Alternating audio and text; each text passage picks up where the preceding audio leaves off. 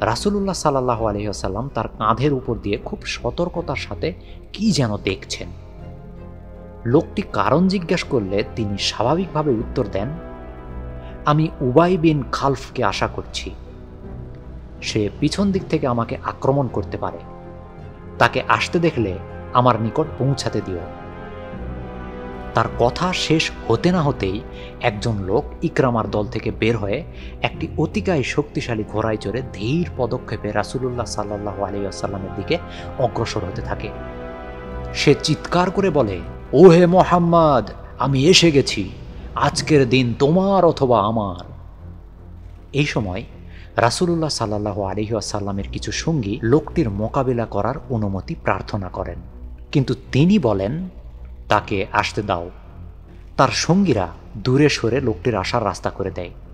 বদরের যুদ্ধে আবদুল্লাহ বিন উবাই নামের একজন লোক মুসলিম বাহিনীর হাতে বন্দী হয়। এই উবাই মুনাফিক দলের নেতা আবদুল্লাহ বিন উবাই নয়। তার পিতা উবাই বিন খালফ মদিনায় গিয়ে 4000 দিরহাম মুক্তিপণ দিয়ে পুত্রকে মুক্ত করে। পুত্রকে মুক্ত করে নিয়ে মদিনায় থাকতেই উবাই রাসূলুল্লাহ সাল্লাল্লাহু আলাইহি ওয়াসাল্লামের সঙ্গে ঔদ্ধত্যপূর্ণ আচরণ করে। সে বলেছিল, হে মুহাম্মদ, আমার একটি ঘোড়া আছে যাকে আমি প্রচুর ভালো ভালো খাবার দিয়ে শক্তিশালী করে তুলেছি। কেননা পরবর্তী যুদ্ধে ওই ঘোড়ায় চড়েই আমি তোমাকে হত্যা করব। রাসূলুল্লাহ সাল্লাল্লাহু আলাইহি সাল্লাম উত্তর দিয়েছিলেন, না, তুমি আমাকে হত্যা করতে পারবে না, বরং আল্লাহর ইচ্ছে হলে আমি তোমাকে ঘোড়ার পিঠে হত্যা করব। লোকটি অবজ্ঞাসূচক হাসি হেসে পুত্রকে নিয়ে চলে গিয়েছিল। এখন সেই উবাই বিন খাল ঘোড়ায় চড়ে রাসূলুল্লাহ সাল্লাল্লাহু আলাইহি ওয়াসাল্লামের দিকে অগ্রসর হচ্ছিল। সে দেখল তার সঙ্গীরা পথ ছেড়ে দিল। সে রাসূলুল্লাহ সাল্লাল্লাহু আলাইহি ওয়াসাল্লামকে তার জন্য অপেক্ষা করতে দেখে এবং আক্রোশ ভরা তৃপ্তি লাভ করে এই ভেবে যে এই লোকটিকেই সে হত্যা করতে যাচ্ছে।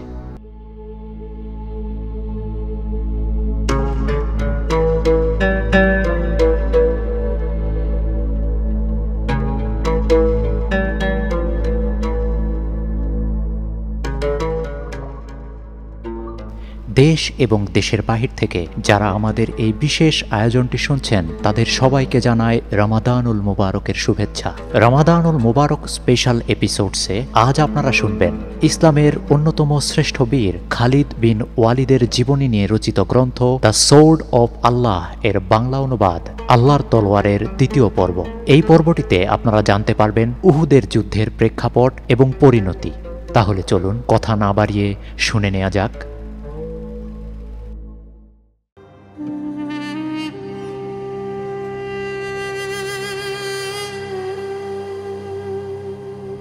উহুদের যুদ্ধ। প্যালেস্টাইন থেকে বণিক দলটি নিরাপদে ফিরে আসায় মক্কাবাসী আনন্দ ও উল্লাসে উদ্বেল হয়ে ওঠে। কেননা এই বণিক দলটি গত কয়েকদিন ধরে মদিনার পার্শ্ববর্তী উপকূলীয় রাস্তা ধরে দারুণ বিপদের মধ্য দিয়ে অগ্রসর হচ্ছিল এবং মুসলিম বাহিনীর হাতে প্রায় ধরা পড়ে যাচ্ছিল। শুধু আবু সুফিয়ানের দক্ষতা ও নেতৃত্বের কারণেই বণিক দলটি নিরাপদে ফিরতে সক্ষম হয়েছে। বণিক দলটির সঙ্গে ছিল 1000 উট এবং 50,000 দিনার মূল্যের দ্রব্য সামগ্রী। এই যাত্রায় আবু সুফিয়ানের মুনাফা হয়েছিল 100%। এই বাণিজ্যিক যাত্রায় মক্কার প্রত্যেকটি উল্লেখযোগ্য পরিবারই বিনিয়োগ করেছিল, তাই এই দলটির আশাতীত মুনাফা সহ প্রত্যাবর্তন ছিল প্রতিটি মক্কাবাসীর নিকট আনন্দ উল্লাসের বিষয়। ঘটনাটি ঘটেছিল 624 খ্রিস্টাব্দের মার্চ মাসে। আরবে তখন বসন্তকাল। মক্কার লোকেরা যখন উল্লাসে নাচ গান করছিল এবং ব্যবসায়ীরা তাদের বিপুল মুনাফার অংশ নেওয়ার জন্য হাত প্রসারিত করছিল, ঠিক সেই সময় বদর যুদ্ধে পর্যুদস্থ ও ছিন্ন ভিন্ন কোরেশ বাহিনী মক্কার উদ্দেশ্যে তাদের ক্লান্তিকর যাত্রা শুরু করে। আবু সুফিয়ান তার বণিক দল সহ মুসলিমদের দ্বারা আক্রান্ত হওয়ার আশঙ্কা অনুমান করেই সাহায্যের জন্য মক্কায় খবর পাঠিয়েছিল এবং তখনই কোরেশ বাহিনী মক্কা ত্যাগ করেছিল। কিন্তু কোরেশ বাহিনী ঘটনাস্থলে পৌঁছার পূর্বেই আবু সুফিয়ান বণিক দল সহ নিরাপদে বিপজ্জনক এলাকা অতিক্রম করতে সক্ষম হয় এবং কোরেশ বাহিনীকে মক্কায় ফিরে যাওয়ার জন্য সংবাদ পাঠায়। কিন্তু কোরেশ বাহিনীর কমান্ডার আবু জাহেল তাতে কর্ণপাত করে না। সে জীবনের সুদীর্ঘ 15টি বছর রাসূলুল্লাহ সাল্লাল্লাহু আলাইহি ওয়াসাল্লামের তীব্র বিরোধিতায় ব্যয় করেছে সে এই সুযোগ হাতছাড়া করতে রাজি নয়। তাই মক্কায় প্রত্যাবর্তন না করে সে মুসলিম বাহিনীর সঙ্গে বদর প্রান্তরে একটি যুদ্ধে নিজেকে জড়িয়ে ফেলে। এই দাম্ভিক বাহিনী এখন দর্পচূর্ণ ভগ্ন দশায় মক্কায় ফিরছে। কুরাইশ বাহিনী পথে থাকতেই একজন বার্তাবাহক একটি দ্রুতগামী উঠে করে মক্কায় পৌঁছে যায়। সে শহরের উপকণ্ঠে থাকতেই পরিদেহ বস্ত্র ছিঁড়তে ছিঁড়তে উচ্চ স্বরে বিলাপ করে বদর প্রান্তরের বিষাদময় ঘটনার বর্ণনা দিতে থাকে। মক্কার লোকেরা যুদ্ধের খবর জানার জন্য দ্রুত তার আশেপাশে সমবেত হয়। তারা তাদের প্রিয়জনদের কথা জিজ্ঞেস করতে থাকে এবং সে এক এক করে বলতে থাকে। তাদের মধ্যে আবু সুফিয়ান ও তার স্ত্রী হিন্দ উপস্থিত ছিল। বার্তাবাহকের নিকট হতে হিন্দ তার প্রিয়জনের ক্ষয়ক্ষতির খবর জানতে পারে। তার পিতা উদবা, চাচা সাইবা, ভাই ওয়ালিদ ও পুত্র হানজালা এই যুদ্ধে প্রাণ হারায়। এরা সবাই নিহত হয়েছে আলী ও রাসূলুল্লাহ সাল্লাল্লাহু আলাইহি ওয়াসাল্লামের চাচা হামজার হাতে। সে হামজা ও আলীকে অভিশাপ দিতে থাকে এবং প্রতিশোধ স্পৃহায় জ্বলতে থাকে। বদরের যুদ্ধ ছিল শত্রুর সঙ্গে মুসলিম বাহিনীর প্রথম বড় ধরনের সংঘর্ষ। ৩১৩ জন মুজাহিদের ক্ষুদ্র মুসলিম বাহিনী ১,০০০ অবিশ্বাসীর বিশাল বাহিনীর বিরুদ্ধে পাথরের মতো কঠিন হয়ে দাঁড়িয়েছিল। ঘণ্টা দুয়েকের প্রচণ্ড যুদ্ধের পর মুসলিমগণ কুরাইশ বাহিনীকে পর্যুদস্ত করে ফেলে এবং কুরাইশগণ বিশৃঙ্খলভাবে যুদ্ধক্ষেত্র থেকে পলায়ন করে। কুরাইশ বাহিনীর শ্রেষ্ঠ যোদ্ধাগণ এই যুদ্ধে নিহত ও বন্দী হয়। মুসলিম বাহিনীর মাত্র ১৪ জন যোদ্ধার শাহাদতের বিনিময়ে বদর যুদ্ধে ৭০ জন অবিশ্বাসী কুরাইশ নিহত হয় এবং ৭০ জন বন্দী হয়। নিহতদের মধ্যে ১৭ জন ছিল বনু মাখদুম গোত্রের। এরা সকলেই ছিল খালিদের চাচাতো ভাই বা ভাতিজা। যুদ্ধে আবু জেহেলও নিহত হয়। খালিদের ভাই ওয়ালিদ মুসলিমদের হাতে বন্দী হয়। বার্তাবাহক নিহত ব্যক্তি ও হত্যাকারীর নাম বলছিল আর কুরাইশগণ তা হিসেব করছিল। হত্যাকারীদের তালিকায় হযরত আলী ও হামজার নাম বারবার আসছিল। আলী নিজ হাতে ১৮ জনকে হত্যা করেন এবং অন্য ৪ জনকে হত্যায় অংশ নেন, আর হামজা নিজ হাতে হত্যা করেন ৪ জনকে এবং অন্য ৪ জনকে হত্যায় আলীর সঙ্গে অংশ নেন। তাই কুরাইশদের এই দুঃখ ভারাক্রান্ত সমাবেশে হযরত আলীর নাম বারবার উচ্চারিত হয়। ২ দিন পরে আবু সুফিয়ান নেতৃস্থানীয় কুরাইশদের একটি বৈঠক ডাকে। উপস্থিতদের মধ্যে এমন কেউ ছিল না যে বদর যুদ্ধে প্রিয়জনকে হারায়নি। তাদের কেউ হারিয়েছে পিতাকে, কেউ সন্তান ও কেউ ভাইকে। উপস্থিতদের মধ্যে সবচেয়ে হট্টগোলকারী ছিল সাফওয়ান বিন উমাইয়া ও আবু জাহেলের পুত্র ইকরামা। ইকরামাকে সংযত করা ছিল খুবই কঠিন ব্যাপার। তার পিতা বদর যুদ্ধে কুরাইশ বাহিনীকে কমান্ড করার বিরল গৌরবের অধিকারী হয় এবং যুদ্ধে প্রাণ হারায়। অবশ্য ইকরামার সামান্য হলেও কিছু সান্ত্বনা ছিল এজন্য যে বদর যুদ্ধে তার পিতা এবং সে নিজে একজন করে মুসলিম সৈন্য হত্যা করতে সক্ষম হয়েছিল।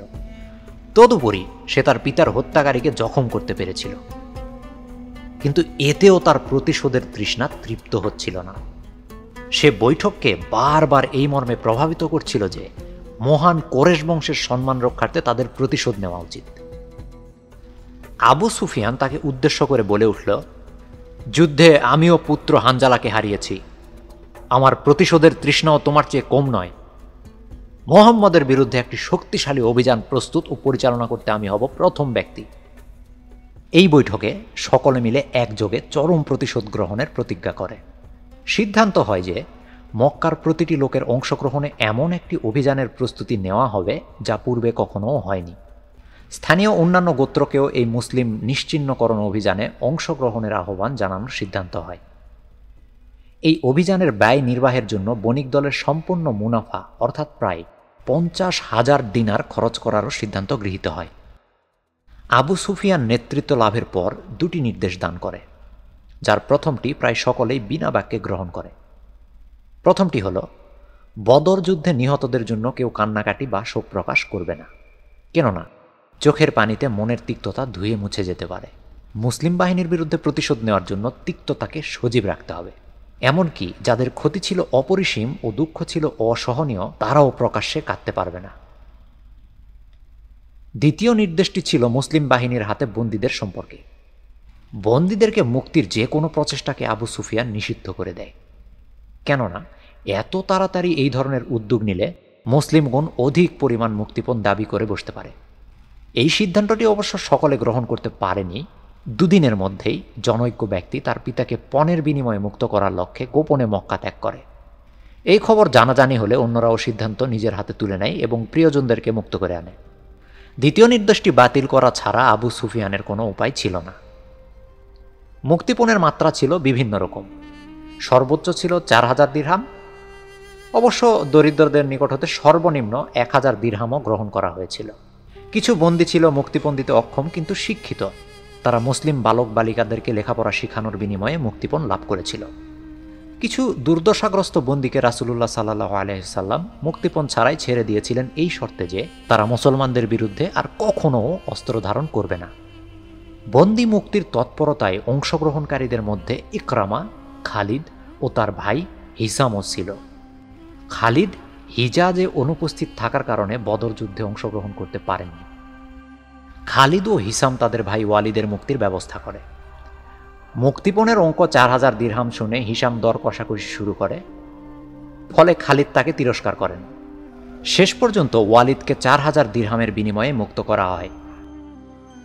3 ভাই মক্কার উদ্দেশ্যে মদিনা ত্যাগ করে এবং কয়েক মাইল দূরে রাত যাপনের জন্য জুলহুলাইফা নামক স্থানে তাঁবু ফেলে। ওয়ালিদ এখান হতে রাতে পালিয়ে মদিনায় ফিরে যান এবং রাসূলুল্লাহ সাল্লাল্লাহু আলাইহি ওয়াসাল্লামের সঙ্গে সাক্ষাৎ করে ইসলাম গ্রহণ করেন। পরবর্তীকালে তিনি একজন নিবেদিত প্রাণ মুসলিম ও রাসূলুল্লাহ সাল্লাল্লাহু আলাইহি ওয়াসাল্লামের একজন প্রিয় পাত্রে পরিণত হন। ইসলাম গ্রহণ করার শর্তেও খালিদের সঙ্গে তার সম্পর্ক ছিল পূর্বের মতোই উষ্ণ ও প্রীতিময়। মুসলমানদের বিরুদ্ধে অভিযান পরিচালনার সিদ্ধান্ত গ্রহণের ক্ষেত্রে প্রতিশোধের স্পৃহা প্রাধান্য পেলেও অর্থনৈতিক অস্তিত্বের বিষয়টিও গুরুত্ব সহকারে বিবেচিত হয়। সিরিয়া ও প্যালেস্টাইনে কোরেশ বাণিজ্য দলের যাতায়াতের উপকূলীয় রাস্তাটি বদরের যুদ্ধের পর চিরতরে বন্ধ হয়ে যায়।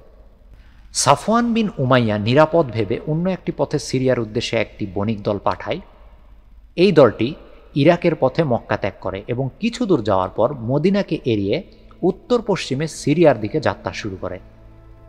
তারা এই রাস্তাটিকে নিরাপদ মনে করেছিল, কিন্তু রাসূলুল্লাহ সাল্লাল্লাহু আলাইহি ওয়াসাল্লাম এই সংবাদটি জানতে পেরে জায়েদকে 100 সৈনিক সহ পাঠান এবং তিনি তাদেরকে রাসূলুল্লাহ সাল্লাল্লাহু আলাইহি ওয়াসাল্লামের নির্দেশ মতো বন্দী করে নিয়ে আসেন। এই ঘটনার পর সাফওয়ান আবু সুফিয়ানের সঙ্গে মিলিত হন।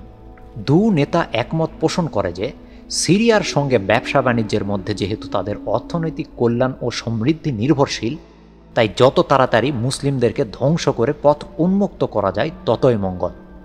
ইকরামা অধৈর্য হয়ে পড়ে এবং অভিযান দ্রুততর করার জন্য চাপ সৃষ্টি করতে থাকে। আবু সুফিয়ান তার দীর্ঘ অভিজ্ঞতা হতে জানত যে একটি অভিযান প্রস্তুত করতে এবং উট, ঘোড়া, অস্ত্র ইত্যাদি ক্রয় করতে অনেক সময় দরকার। তবুও সে যত দ্রুত সম্ভব সব কিছু করার জন্য প্রতিজ্ঞাবদ্ধ হয়। অভিযানের যথার্থ প্রস্তুতি শুরু হয়। প্রস্তুতি চলাকালে একজন সন্দেহজনক অবিশ্বাসী একটি প্রস্তাব নিয়ে আবু সুফিয়ানের সঙ্গে সাক্ষাৎ করে।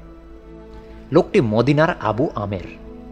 সে রাসূলুল্লাহ সাল্লাল্লাহু আলাইহি ওয়াসাল্লামের মদিনায় হিজরত ও তার আউস গোত্রের লোকেদের দ্রুত ইসলাম গ্রহণ কোনোটিকেই ভালোভাবে নিতে পারেনি। ফলে সে মদিনা ত্যাগ করে এবং রাসূলুল্লাহ সাল্লাল্লাহু আলাইহি ওয়াসাল্লাম সেখানকার ক্ষমতায় থাকা পর্যন্ত ফিরে না যাওয়ার সিদ্ধান্ত নেয়। মক্কায় সে কুরাইশদেরকে মুসলিমদের বিরুদ্ধে উত্তেজিত করার চেষ্টা করে। একসময় আবু আমের সাধু নামে পরিচিত ছিল, কিন্তু রাসূলুল্লাহ সাল্লাল্লাহু আলাইহি ওয়াসাল্লাম তার নাম দেন মুনাফিক অর্থাৎ প্রতারক। সে আবু সুফিয়ানকে বলে, আমার সঙ্গে আমার গোত্রের 50 জন সদস্য আছে। আমার আউস গোত্রের উপর আমার যথেষ্ট প্রভাব আছে। আমি মনে করি যুদ্ধ শুরুর পূর্বে মুসলিম বাহিনীর সঙ্গে যোগদানকারী আমার গোত্রের লোকদের উদ্দেশ্যে কিছু বলার সুযোগ দিলে তারা মুহাম্মদকে ত্যাগ করে আমার দলে যোগদান করবে। আবু সুফিয়ান এই প্রস্তাবটি আনন্দ চিত্রে গ্রহণ করে। মদিনার প্রধান দুটি গোত্রের মধ্যে আউস একটি এবং মুসলিম বাহিনীর 1/3 সদস্য ছিল এই গোত্রের। পার্শ্ববর্তী গোত্রগুলোর সাথে আলাপ আলোচনা চলতে থাকে এবং কিনানা ও সাকিব গোত্রের দুটি শক্তিশালী দল কুরাইশদের পক্ষে যোগদান করে। 625 খ্রিস্টাব্দের মার্চ মাসের প্রথম দিকে মক্কায় অভিযানকারীদের সমাবেশ ঘটতে থাকে। এই সময়ে মক্কা থেকে রাসূলুল্লাহ সাল্লাল্লাহু আলাইহি ওয়াসাল্লামের চাচা আব্বাস তাকে কুরাইশদের প্রস্তুতি সম্পর্কে বিস্তারিত লিখে জানান। মার্চের দ্বিতীয় সপ্তাহে কুরাইশগণ মক্কা ত্যাগ করে। তাদের সৈন্য সংখ্যা ছিল 3000। এর মধ্যে 700 ছিল কর্মচারী, এছাড়াও ছিল 3000 উট ও 200 ঘোড়া। সঙ্গে শিবিকায় করে 15 জন কোরেশ রমণীয় যোগদান করে, যাদের দায়িত্ব ছিল বদর প্রান্তরে নিহত প্রিয়জনদের কথা সৈনিকদেরকে মনে করিয়ে দেওয়া ও তাদের মনোবল বৃদ্ধি করা। মহিলাদের এই দলের নেতৃত্ব দেয় হিন্দ। অন্যদের মধ্যে ছিল ইকরামার স্ত্রী, আমর ইবনুল আস এর স্ত্রী ও খালিদের বোন। এই মহিলাদের মধ্য থেকে একজনের সম্পর্কে আমরা পরে আরও জানতে পারব। তাদের মধ্যে কয়েকজন গায়িকাও ছিল, যারা সঙ্গে নিয়েছিল তাম্বুরা ও ড্রাম। মদিনার পথে যাত্রাকালে কোরেশদের জনৈক্য নেতা জুবায়ের ইবনে মুতইম তার কৃতদাস ওয়াহসিকে প্রস্তাব দিল, বদর প্রান্তরে আমার চাচার হত্যাকারী মোহাম্মদের চাচা হামজাকে তুমি হত্যা করতে পারলে তোমাকে মুক্ত করে দেব। কৃতদাসটি ছিল নিষ্ঠুর ও বর্বর প্রকৃতির জন্য বিখ্যাত। প্রভুর প্রস্তাবটি তার খুব পছন্দ হয়। বিশাল দেহের অধিকারী আবিসিনিয়ার এই কৃষ্ণাঙ্গ কৃতদাসটি সব সময় তার মাতৃভূমি আফ্রিকার একটি বর্ষা নিয়ে যুদ্ধ করত। বর্ষা নিক্ষেপে সে ছিল অত্যন্ত দক্ষ এবং তার নিক্ষেপ লক্ষ্যভ্রষ্ট হওয়ার কথা কখনোও শোনা যায়নি। আরও কিছু দূর চলার পর বর্বর কৃতদাসটি দেখল একটি শিবিকা বহনকারী উট তার পাশে এলো। শিবিকা হতে তার দিকে তাকিয়ে হিন্দ বলল, ওহে কৃষ্ণবর্ণের পিতা, সুস্থ থাকো এবং তোমার পুরস্কার জিতে নাও। সেও তার দেহের সমস্ত গয়না দেওয়ার প্রতিশ্রুতি দেয় যদি সে তার পিতার হত্যাকারী হামজাকে হত্যা করতে পারে। লোভে কৃতদাসটির চোখ জ্বলজ্বল করতে থাকে। সে লোভাতুর দৃষ্টিতে হিন্দের গয়নাগুলোর দিকে তাকাতে থাকে। গয়নাগুলো ছিল খুবই মূল্যবান এবং ওগুলো পাওয়ার সম্ভাবনায় তার চেহারা উজ্জ্বল হয়ে ওঠে। কোরেশগণ মক্কা ত্যাগ করার পূর্বেই আব্বাস তাদের প্রস্তুতি সম্পর্কে রাসূলুল্লাহ সাল্লাল্লাহু আলাইহি ওয়াসাল্লামকে সতর্ক করে দিয়েছিলেন। কোরেশগণ মদিনার পথে থাকাকালে তিনি বন্ধুসুলভ গোত্রগুলোর নিকট হতে অনবরত খবরাখবর পেতে থাকেন। মার্চের 20 তারিখে কোরেশগণ মদিনার কয়েক মাইল দূরে পৌঁছে উহুদ পর্বতের পশ্চিমে গাছপালায় পরিপূর্ণ একটি এলাকায় ক্যাম্প করে। একই দিনে রাসূলুল্লাহ সাল্লাল্লাহু আলাইহি ওয়াসাল্লাম কোরেশদের গতিবিধি লক্ষ্য করার জন্য 2 জন স্কাউট পাঠিয়ে দেন এবং তারা শত্রুর প্রকৃত শক্তি সম্পর্কে সঠিক তথ্য নিয়ে ফিরে আসে। মার্চের 21 তারিখে রাসূলুল্লাহ সাল্লাল্লাহু আলাইহি ওয়াসাল্লাম 1000 সৈন্যসহ মদিনা ত্যাগ করেন। এদের মধ্যে 100 জন ছিল বর্মধারী। মুসলিম বাহিনীর ছিল মাত্র 2টি ঘোড়া, যার একটি ছিল রাসূলুল্লাহ সাল্লাল্লাহু আলাইহি ওয়াসাল্লামের। তারা মদিনার 1 মাইলেরও কিছু বেশি উত্তরে শাইখায়ন নামক একটি কৃষ্ণবর্ণ ক্ষুদ্র পর্বতের পাশে রাত যাপনের জন্য ক্যাম্প করেন। পরদিন সকালে যাত্রা শুরুর পূর্বেই আবদুল্লাহ বিন উবাইরের নেতৃত্বে 300 জনের একটি মুনাফিক দল রাসূলুল্লাহ সাল্লাল্লাহু আলাইহি ওয়াসাল্লামের পক্ষ ত্যাগ করে। তাদের অজুহাত ছিল যে কোরেশদের সঙ্গে মদিনার বাইরে যুদ্ধ করে জয়লাভের কোনো সম্ভাবনাই নেই। অতএব তারা পরাজয় নিশ্চিত জেনেও এই যুদ্ধে অংশগ্রহণে রাজি নয়। মুনাফিকরা ফিরে যায়। রাসূলুল্লাহ সাল্লাল্লাহু আলাইহি ওয়াসাল্লামের সৈন্য সংখ্যা দাঁড়ায় 700 জনে এবং তিনি এই শক্তি নিয়েই ক্যাম্প ত্যাগ করেন। প্রকৃতপক্ষে মদিনার বাইরে যুদ্ধ করার ইচ্ছা রাসূলুল্লাহ সাল্লাল্লাহু আলাইহি ওয়াসাল্লামেরও ছিল না। তার ইচ্ছা ছিল মুসলিমগণ তাদের আবাসভূমিতেই কোরেশদের জন্য অপেক্ষা করবে এবং মদিনার মাটিতেই যুদ্ধ হবে। কিন্তু অধিকাংশ মুসলিম মদিনার বাইরে গিয়ে কোরেশদের মোকাবেলা করার পক্ষে মতবাদ দেয়। তাই রাসূলুল্লাহ সাল্লাল্লাহু আলাইহি ওয়াসাল্লাম অধিকাংশের মতামতকে গ্রহণ করে মদিনার বাইরে যুদ্ধ করার সিদ্ধান্ত নেন এবং যাত্রা শুরু করেন। তিনি উন্মুক্ত আকাশের নিচে যুদ্ধের জন্য রওনা হলেও কৌশলগত দিক থেকে তার পছন্দ মতো জায়গায় শত্রুকে পেতে চান। তাই উহুদ পর্বতের পাদদেশে গিয়ে সৈন্য মোতায়েন করেন। উহুদ মদিনার 4 মাইল উত্তরে। মদিনার মসজিদে নববী হতে এই দূরত্ব হিসাব করা হয়েছে। বিস্তৃত একটি বিশাল পাহাড়ি এলাকা এটি। সমতল ভূমি হতে এর উচ্চতা 1000 ফুট পর্যন্ত। এলাকাটি 5 মাইল দীর্ঘ।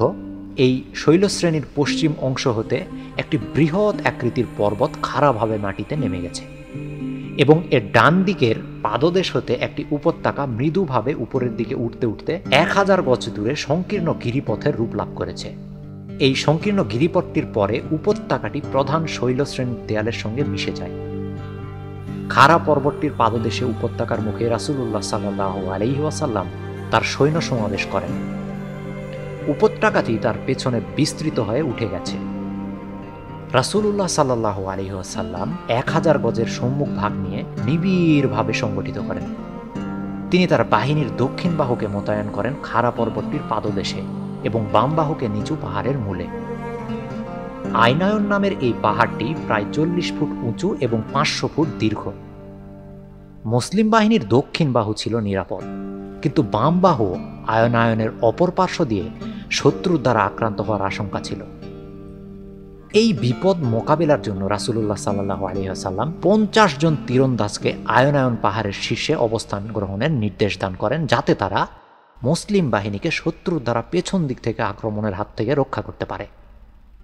আব্দুল্লাহ বিন জুবায়েরের নেতৃত্বে এই তীরন্দাজ বাহিনীর উপর রাসূলুল্লাহ সাল্লাল্লাহু আলাইহি ওয়াসাল্লামের নির্দেশ ছিল, শত্রুর অশ্বারোহী বাহিনীর বিরুদ্ধে তোমাদের তীর ব্যবহার করবে।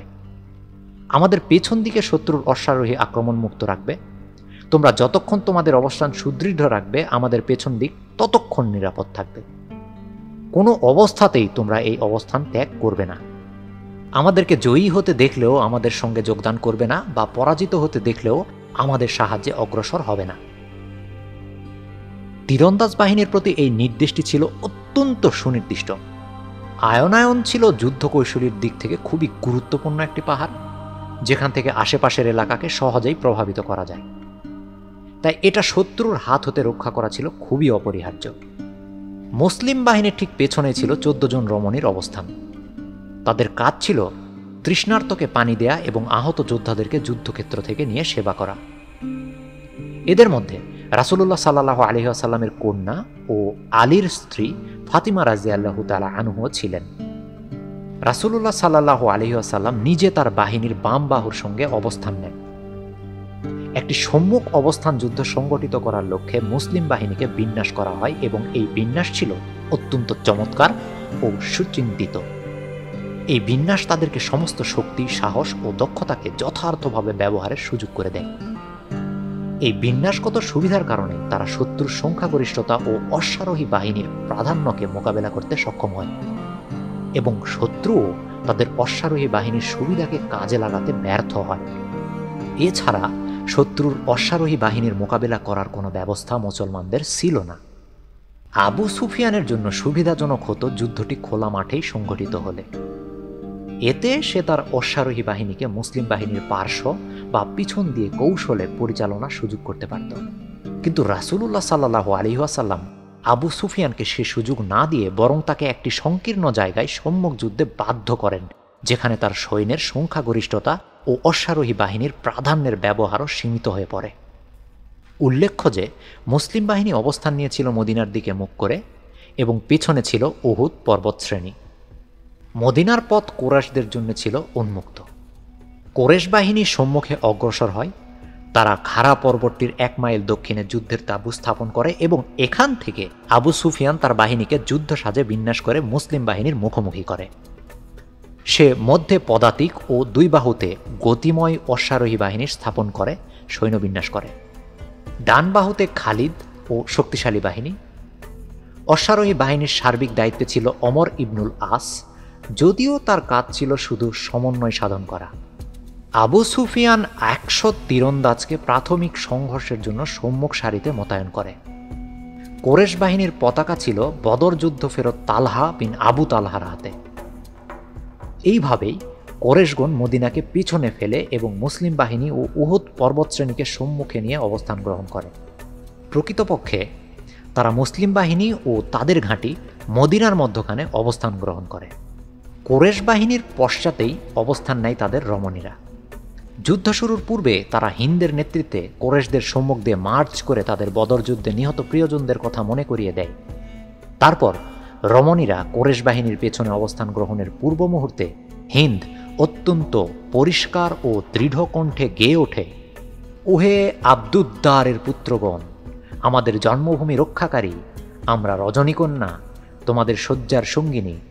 আলিঙ্গন করব যদি তোমরা সামনে চলো, পিছু হটলে তোমাদেরকে পরিত্যাগ করব, ঘৃণা সহকারে পরিত্যাগ।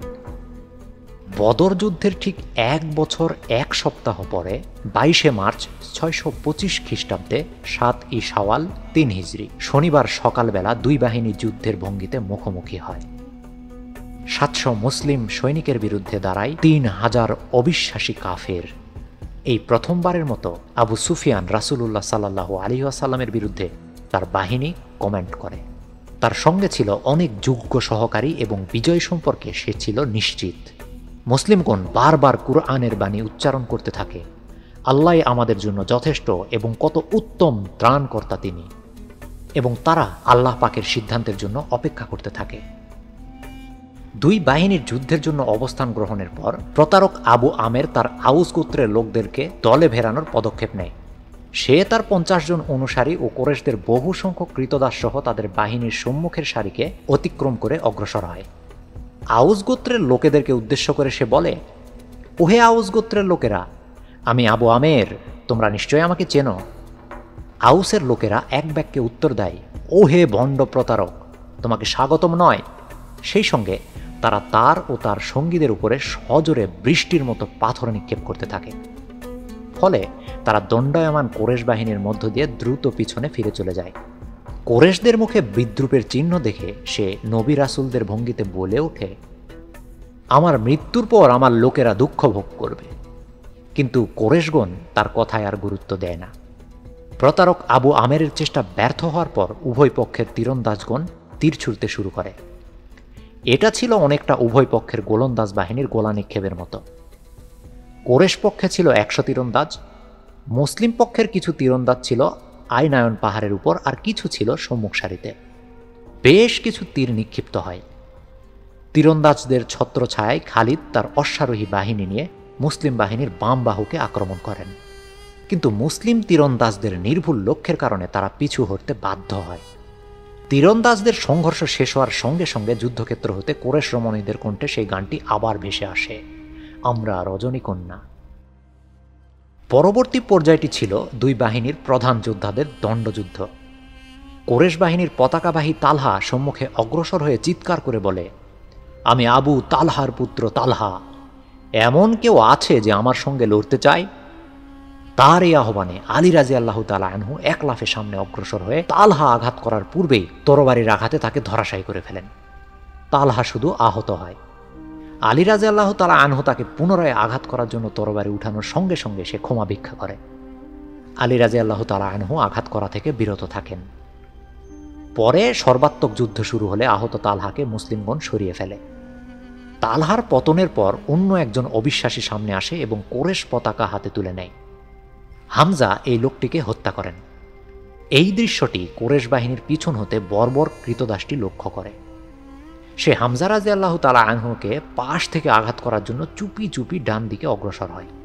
হামজা রাদিয়াল্লাহু তাআলা আনহু পাগড়ির মধ্যে একটা লম্বা উট পাখির পালক গুজে নিয়েছিল, তাই তাকে লক্ষ্য করা ছিল খুবই সহজ। ক্রমান্বয়ে দণ্ডযুদ্ধ ব্যাপক রূপ লাভ করে। তালহার আত্মীয় স্বজন একের পর এক কোরেশ পতাকা উত্তোলন এবং মুসলমানদের হাতে নিহত হতে থাকে। সবচেয়ে বেশি ধরাশায়ী হয় আলী রাদিয়াল্লাহু তাআলা আনহু এর তরবারির আঘাতে। আবু সুফিয়ানও ঘোড়ার পিঠে থেকেই দণ্ডযুদ্ধে অবতীর্ণ হয়। হানজালা বিন আবু আমের তার মোকাবিলা করে। আবু সুফিয়ান বল্লম বা তরবারি ব্যবহার করার পূর্বেই হানজালা তার ঘোড়ার সামনের পায়ে আঘাত করে এবং সে ঘোড়া থেকে পড়ে যায়। আবু সুফিয়ান সাহায্যের জন্য চিৎকার করতে থাকে। তার একজন সঙ্গী এগিয়ে আসে এবং সে হানজালাকে হত্যা করতে সক্ষম হয়। আবু সুফিয়ান দ্রুত নিরাপদ স্থানে চলে যায়। আবু বকরের পুত্র আব্দুর রহমান ছিল কোরেশ যোদ্ধাদের অন্যতম। সে সামনে অগ্রসর হয়ে দণ্ডযুদ্ধের আহ্বান জানায়। তার আহ্বানে পিতা আবু বকর রাদিয়াল্লাহু তাআলা আনহু তরবারি তুলে সামনে অগ্রসর হয়, কিন্তু রাসূল সাল্লাল্লাহু আলাইহি ওয়াসাল্লাম তাকে বাধা দেন এবং বলেন, তোমার তরবারি কোষবদ্ধ করো। এই আব্দুর রহমান পরবর্তীকালে ইসলামের একজন বিখ্যাত সৈনিক হিসেবে পরিগণিত হয়েছিলেন এবং সিরিয়া অভিযানে বিশেষ গৌরব অর্জন করেছিলেন। দণ্ডযুদ্ধের পর্ব শেষ হওয়ার সঙ্গে সঙ্গে সর্বাত্মক যুদ্ধ শুরু হয়ে যায়। উভয় বাহিনী ভয়ঙ্কর হাতাহাতি যুদ্ধ শুরু করে দেয়। মুসলিমগণ অধিকতর সাহসী ও তরবারি চালনায় দক্ষ, কিন্তু কোরেশগণ তাদের সংখ্যাগরিষ্ঠতা নিয়ে মুসলিম বাহিনীর এই দক্ষতার মোকাবেলা করতে সক্ষম হয়। সর্বাত্মক যুদ্ধ চলাকালীন সময়ে খালিদ বাম দিকে আর একটি আক্রমণ রচনার উদ্যোগ নিলে আয়নায়নের তীরন্দাজগণ তা ব্যর্থ করে দেয়। মুসলিম বাহিনীর এই বাম বাহুতেই ছিল রাসূলুল্লাহ সাল্লাল্লাহু আলাইহি ওয়াসাল্লামের অবস্থান। রাসূলুল্লাহ সাল্লাল্লাহু আলাইহি ওয়াসাল্লাম নিজেও যুদ্ধে সক্রিয়ভাবে অংশ নেন এবং কোরেশদের প্রতি তীর নিক্ষেপ করেন। তার পাশে ছিলেন সাদ বিন আবি ওয়াক্কাস। তিনি ছিলেন পেশাগতভাবেই তীর নির্মাতা এবং সে সময়ের বিখ্যাত তীরন্দাজদের অন্যতম।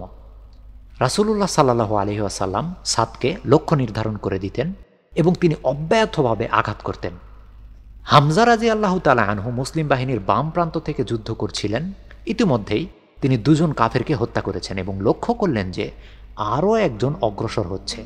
এই লোকটির নাম ছিল সাবা বিন আবু উরজা, যাকে হামজা ভালোভাবেই চিনতেন। তিনি চিৎকার করে বললেন, ও হে খতনাকারিনীর পুত্র, আমার নিকট এসো। সাবার মা মক্কায় খতনা করে বেড়াত। সাবার মুখ রক্তবর্ণ ধারণ করে। সে তরবারি তুলে হামজার দিকে অগ্রসর হয়। এই দুইজনের দণ্ডযুদ্ধ শুরু হলে বর্বর কৃতদাসটি ঝোপ ও পাথরের আড়ালে হামাগুড়ি দিয়ে হামজার দিকে অগ্রসর হয়। লক্ষ্যবস্তু বর্ষার আওতার মধ্যে এসে গেলে সে তার অভিজ্ঞ দৃষ্টি দিয়ে দূরত্ব মেপে নেয়। তারপর সে দাঁড়িয়ে বর্ষা উত্তোলন করে। এই সময় হামজা রাদিয়াল্লাহু তাআলা আনহু সাবার মাথায় মরণ আঘাত হানেন এবং সে তার পায়ের উপরে এসে পড়ে। ঠিক এই মুহূর্তে বর্বর লোকটি বর্ষা নিক্ষেপ করে। নিষ্ঠুর অস্ত্রটি অব্যর্থভাবে গিয়ে হামজার তলপেটে লাগে এবং বিদ্ধ হয়ে অপর দিক ফুরে বের হয়ে যায়। আঘাত পাওয়ার সঙ্গে সঙ্গেই হামজা রাদিয়াল্লাহু তাআলা আনহু বর্বর লোকটির দিকে ঘুরে দাঁড়ান এবং সিংহের মতো গর্জন করতে করতে কয়েক পা অগ্রসর হন। লোকটি পাথরের আড়াল থেকে কেঁপে ওঠে, কিন্তু হামজা রাদিয়াল্লাহু তাআলা আনহু বেশি দূর অগ্রসর হতে পারেননি। তিনি মাটিতে পড়ে যান। বর্বর লোকটি হামজার শরীর নিথর না হওয়া পর্যন্ত অপেক্ষা করেন। তারপর সে মৃতদেহের কাছে গিয়ে হ্যাঁচকা টানে বর্ষাটি বের করে। সে তখন অলসভাবে যুদ্ধের ময়দান ত্যাগ করে, কেননা সে তার উপর অর্পিত দায়িত্ব সম্পূর্ণ করেছিল। বর্বর কৃতদাসটি হয়তো আরও অনেক যুদ্ধ করার সুযোগ পাবে, কিন্তু মহান হামজার জীবনে সে সুযোগ আর আসবে না। হামজা ছিলেন আল্লাহ ও তার রাসূলের সিংহ। এরপর পরই কুরাইশদের অবস্থান টলমল হয়ে পড়ে এবং মুসলিমগণ তাদের আক্রমণের চাপ আরও বৃদ্ধি করে। কুরাইশ পক্ষের বেশ কয়েকজন পতাকাবাহী নিহত বা আহত হলে একজন কৃতদাসটা তুলে নেয় এবং নিহত হওয়ার পূর্ব পর্যন্ত যুদ্ধ চালিয়ে যায়। তার মৃত্যুতে পতাকাটি আবার পতিত হয়। ফলে কুরাইশ বাহিনী ভেঙে পড়ে এবং বিশৃঙ্খলভাবে পলায়ন শুরু করে। এই সময়ে কুরাইশ বাহিনীর মধ্যে ব্যাপক ভীতির সৃষ্টি হয়। মুসলিমগণ কুরাইশদেরকে ধাওয়া করতে থাকে। কুরাইশদের দুর্দশা দেখে তাদের রমণীরা বিলাপ করতে থাকে। তারাও ভীতসন্তুষ্ট হয়ে তাদের পুরুষদের পদাঙ্ক অনুসরণ করে। দ্রুত পলায়নের জন্য মহিলারা হাঁটু পর্যন্ত কাপড় তুলে দৌড়াতে থাকে, যা বিজয়ের সম্ভাবনায় উৎফুল্ল মুসলিম বাহিনীর সামনে একটি কৌতুকপ্রদ দৃশ্যের অবতারণা করে। আমরা ব্যতীত সব কুরাইশ রমণী পলায়ন করে, শুধু সে একা কুরাইশদের যুদ্ধরেখার পিছনেই দাঁড়িয়ে থাকে। এই সুযোগে মুসলিমগণ কুরাইশদের ক্যাম্পে তাদের সম্পদ হস্তগত করার কাজে ব্যস্ত হয়ে পড়ে। ক্যাম্পে তখন সম্পূর্ণ বিশৃঙ্খল অবস্থা। মহিলা ও কৃতদাসরা মৃত্যুর ভয়ে কাতরাতে থাকে। এই অবস্থা দেখে মুসলিম সৈনিকরা উল্লাসে চিৎকার করতে থাকে। এই মুহূর্তে মুসলিম বাহিনীর সমস্ত নিয়ন্ত্রণ ও শৃঙ্খলা ভেঙে পড়ে। তারা ধরেই নিয়েছিল যে যুদ্ধ শেষ এবং তারা জয়ী হয়েছে। প্রকৃতপক্ষে যুদ্ধের মাত্র প্রথম পর্যায় সমাপ্ত হয়েছিল। এতে ক্ষয়ক্ষতির পরিমাণ ছিল কম এবং কুরাইশগণ স্পষ্টতই পরাজিত হয়েছিল। এখানেই উহুদ যুদ্ধের সমাপ্তি হলে ভালো হতো, কিন্তু তা হয়নি। কুরাইশ বাহিনীর পলায়ন এবং প্রতিপক্ষের ধাওয়া ও ক্যাম্প লুট চলাকালীন সময়ে তাদের অশ্বারোহী বাহিনীর অংশ দুটি অত্যন্ত দৃঢ়তার পরিচয় দেয়। খালিদ ও ইকরামা উভয়েই পূর্বের অবস্থান থেকে কিছুটা পশ্চাৎপদ হলেও তাদের বাহিনীর উপর পূর্ণ নিয়ন্ত্রণ বজায় রাখে। ফলে তাদের একজন অশ্বারোহীও পালানোর সুযোগ পায় না। খালিদ এই বিশৃঙ্খল অবস্থাটি পর্যবেক্ষণ করতে থাকেন। তিনি কখনো পলায়নপর কুরাইশ বাহিনী, কখনো মুসলিম বাহিনীর কার্যকলাপ ও কখনো আয়নায়ন পাহাড়ের তীরন্দাজদেরকে লক্ষ্য করতে থাকেন। খালিদ ঠিক পুরোপুরি বুঝতে পারছিলেন না কি করবেন, কিন্তু তিনি ছিলেন অসীম ধৈর্যশীল। ধৈর্য সহকারে তিনি সুযোগের জন্য অপেক্ষা করতে থাকেন। শীঘ্রই তার ধৈর্যের পুরস্কার পান। কুরাইশ বাহিনীর পরাজয় ও মুসলিমগণকে তাদের ক্যাম্প হতে সম্পদ হস্তগত করতে দেখে আয়নায়ন পাহাড়ের তীরন্দাজগণও অধৈর্য হয়ে পড়ে। কুরাইশদের ক্যাম্প তাদেরকে প্রলুব্ধ করে। তারা তাদের কমান্ডার আবদুল্লাহ বিন জুবায়েরের নিকট হতে অন্যান্য মুসলিমের সঙ্গে যোগদানের অনুমতি প্রার্থনা করে, কিন্তু আবদুল্লাহ অত্যন্ত দৃঢ়তার সঙ্গে তা প্রত্যাখ্যান করেন। তিনি বলেন, তোমরা আল্লাহর রাসূলের নির্দেশ ভালোভাবেই অবগত আছো। পুনরায় তার কোনো নির্দেশ না পাওয়া পর্যন্ত আমাদের এই পাহাড়ের উপরেই থাকতে হবে। তীরন্দাজগণ উত্তর দিল, হ্যাঁ, আমরা তা জানি। যুদ্ধ চলাকালীন সময় পর্যন্ত আমাদের এই অবস্থানে থাকার কথা। এখন যুদ্ধ শেষ, তাই এখন আর এখানে থাকার কোনো অর্থ হয় না। কমান্ডারের নির্দেশ অমান্য করে অধিকাংশ তীরন্দাজ কোরেশদের ক্যাম্পের দিকে ধাবিত হয় এবং লুটের মাল বলে চিৎকার করতে থাকে।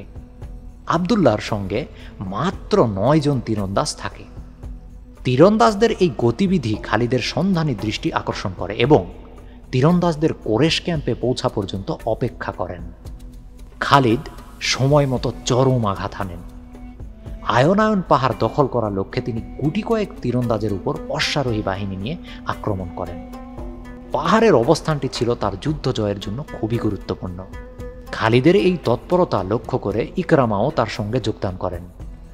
খালিদ পাহাড়ের চূড়ায় উঠলে ইকরামাও তাকে অনুসরণ করে এবং মুসলিম তীরন্দাজদেরকে আক্রমণ করে। পাহাড়ে অবস্থানকারী গুটি কয়েক মুসলমান অত্যন্ত সাহসিকতা ও বীরত্ব সহকারে বাধা প্রদান করে। তাদের অনেকেই শাহাদত বরণ করে এবং বাকিরা আহত অবস্থায় পাহাড় হতে বিতাড়িত হয়। আবদুল্লাহ রাসূলের দেয়া দায়িত্ব পালনের জন্য শেষ মুহূর্ত পর্যন্ত লড়াই করে যান।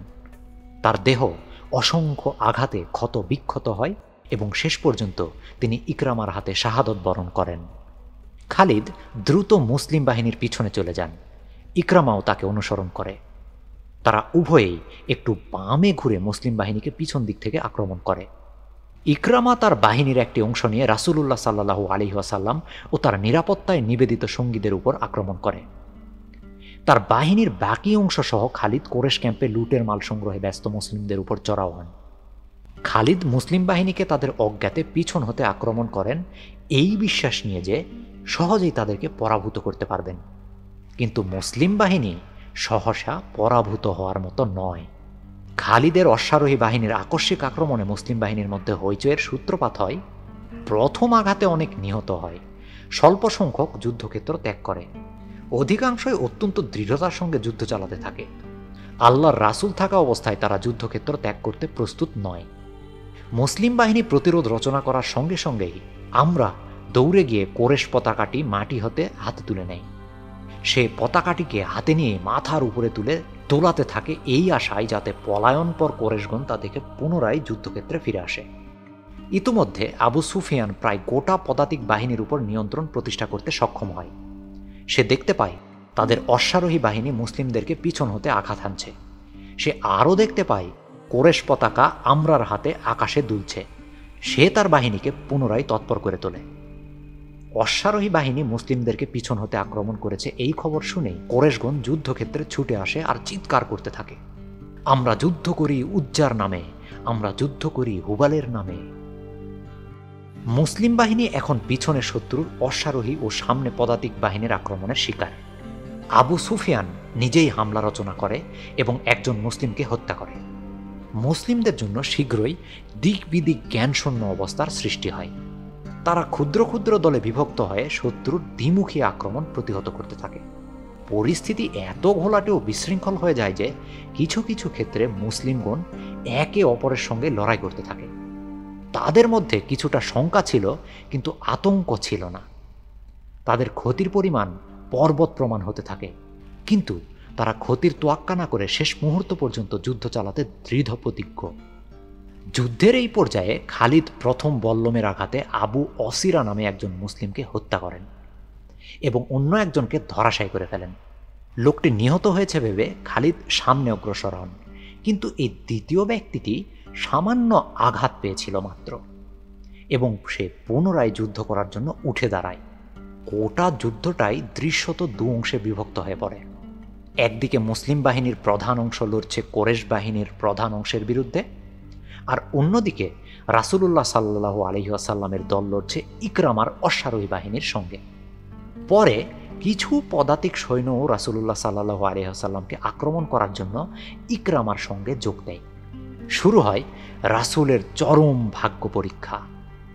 যুদ্ধের প্রথম পর্যায় শেষে মুসলিমগণ যখন কুরাইশদেরকে ধাওয়া করতে থাকে, রাসূলুল্লাহ সাল্লাল্লাহু আলাইহি সাল্লাম তখনও তার যুদ্ধের অবস্থানেই ছিলেন। এখানে তার সঙ্গে ছিল ৩০ জন সঙ্গী, যারা কোনো অবস্থাতেই প্রলুব্ধ হয়নি বা রাসূলুল্লাহ সাল্লাল্লাহু আলাইহি ওয়াসাল্লামের সঙ্গ ত্যাগ করেননি।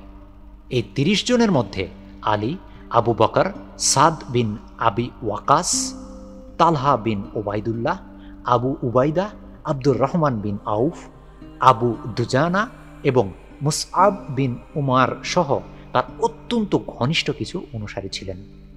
এই দলের মধ্যে ২ জন মহিলাও ছিলেন যারা মুসলিমদের জন্য পানি বহন করতেন। খালিদ রাদিয়াল্লাহু তাআলা আনহু কর্তৃক তীরন্দাজদের অবস্থান দখল ও মুসলিম বাহিনীর পিছন হতে কোরেশ অশ্বারোহীর আক্রমণের উদ্যোগ দেখেই রাসূলুল্লাহ সাল্লাল্লাহু আলাইহি ওয়াসাল্লাম পরিস্থিতি যে কি ভয়ঙ্কর ও সংকটাপন্ন তা উপলব্ধি করেন। বাহিনীর প্রধান অংশ দূরে থাকায় তার পক্ষে তা নিয়ন্ত্রণ করা সম্ভব হচ্ছিল না এবং তিনি এও জানতেন যে তার ক্ষুদ্র দলটি শীঘ্রই আক্রান্ত হবে। তার বর্তমান অবস্থান কোনো অবস্থাতেই ধরে রাখা সম্ভব ছিল না। তাই তিনি কিছুটা পিছিয়ে নিকটবর্তী খাড়া পাহাড়টির পাদদেশে অবস্থান গ্রহণের সিদ্ধান্ত নেন।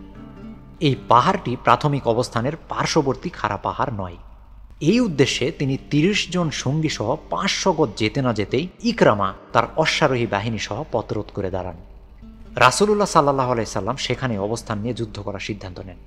অল্প কিছুক্ষণের মধ্যেই কোরেশদের একটি পদাতিক দলও রাসূলুল্লাহ সাল্লাল্লাহু আলাইহি ওয়াসাল্লামকে আক্রমণের জন্য ইকরামার সঙ্গে যোগ দেয়। রাসূলুল্লাহ সাল্লাল্লাহু আলাইহি ওয়াসাল্লামের দল সম্মুখ ও পিছন উভয় দিক থেকেই প্রচণ্ড আক্রমণের শিকার হয়। মুসলিমগণ রাসূলুল্লাহ সাল্লাল্লাহু আলাইহি ওয়াসাল্লামকে রক্ষার জন্য তাকে চারদিক থেকে ঘিরে দাঁড়িয়ে যুদ্ধ করতে থাকে। যুদ্ধের তীব্রতা ক্রমান্বয়ে বৃদ্ধি পেতে থাকে। রাসূলুল্লাহ সাল্লাল্লাহু আলাইহি ওয়াসাল্লাম নিজেও ধনুক ব্যবহার করতে থাকেন যতক্ষণ পর্যন্ত তা ভেঙে না যায়। তারপর নিজের তীরগুলো দিয়ে তিনি সাদ এর শক্তি বৃদ্ধি করেন।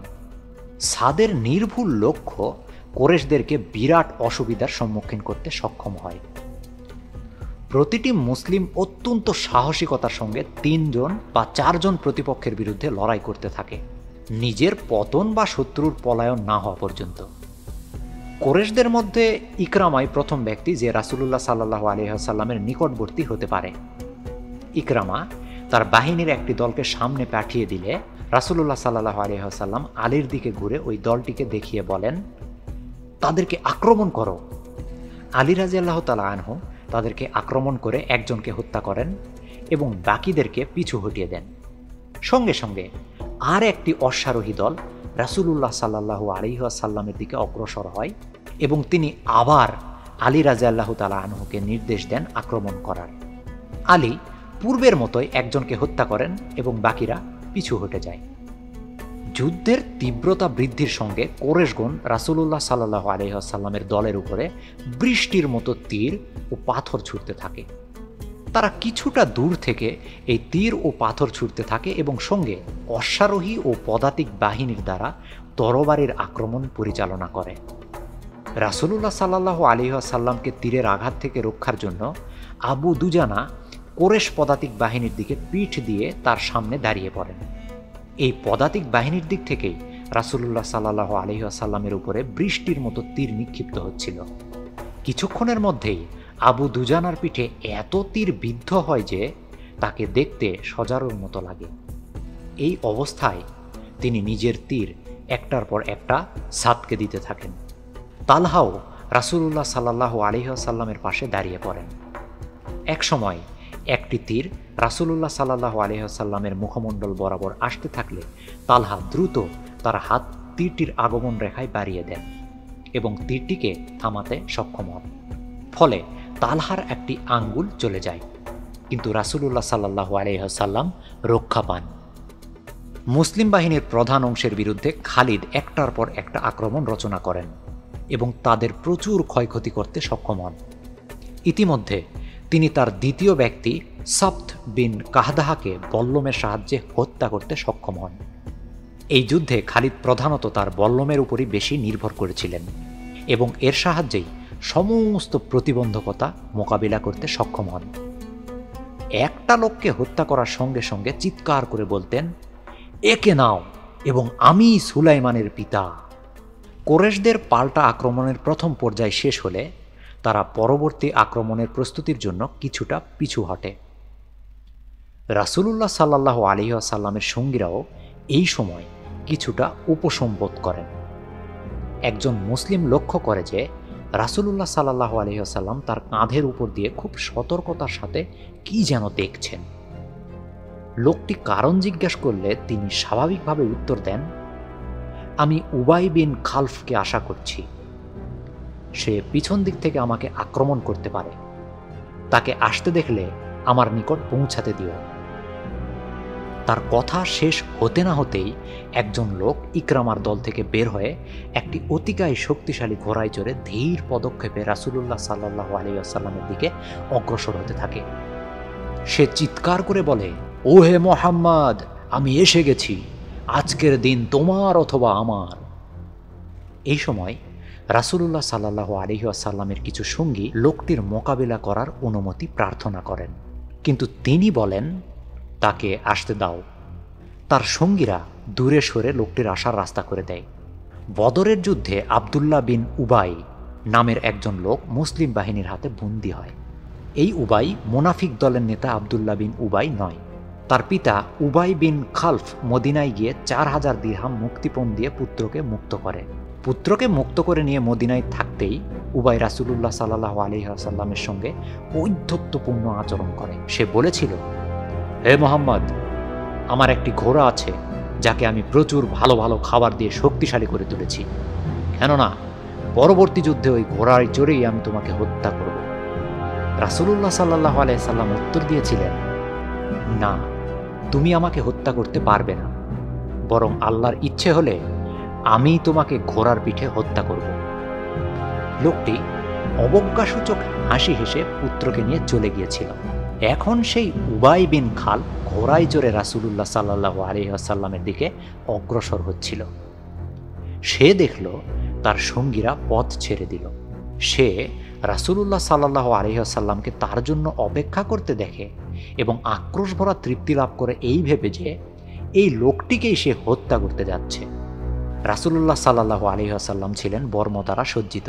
তিনি একটি হেলমেট পরেছিলেন, যার দুপাশের ঝুলন্ত অংশ তার গণ্ডদেশকে আবৃত করেছিল।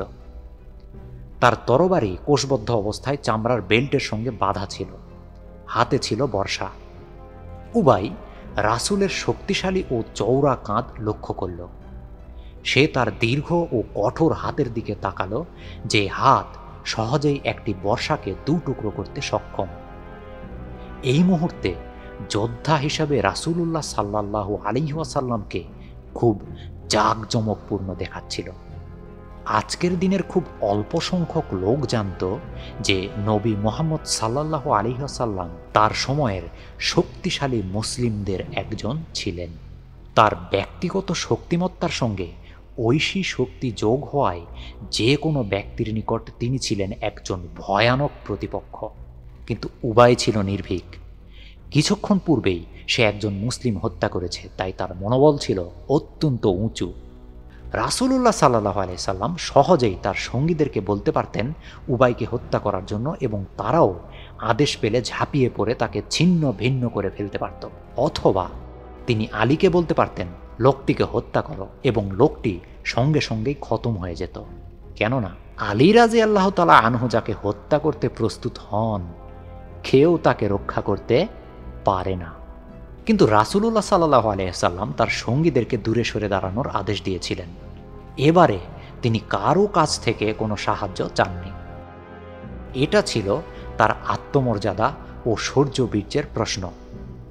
তাই মুহাম্মদ সাল্লাল্লাহু আলাইহি ওয়াসাল্লাম একাই শৌর্যমণ্ডিত আরবের মতো প্রতিপক্ষের চ্যালেঞ্জ গ্রহণ করে তার মোকাবিলা করবেন, এটাই স্বাভাবিক।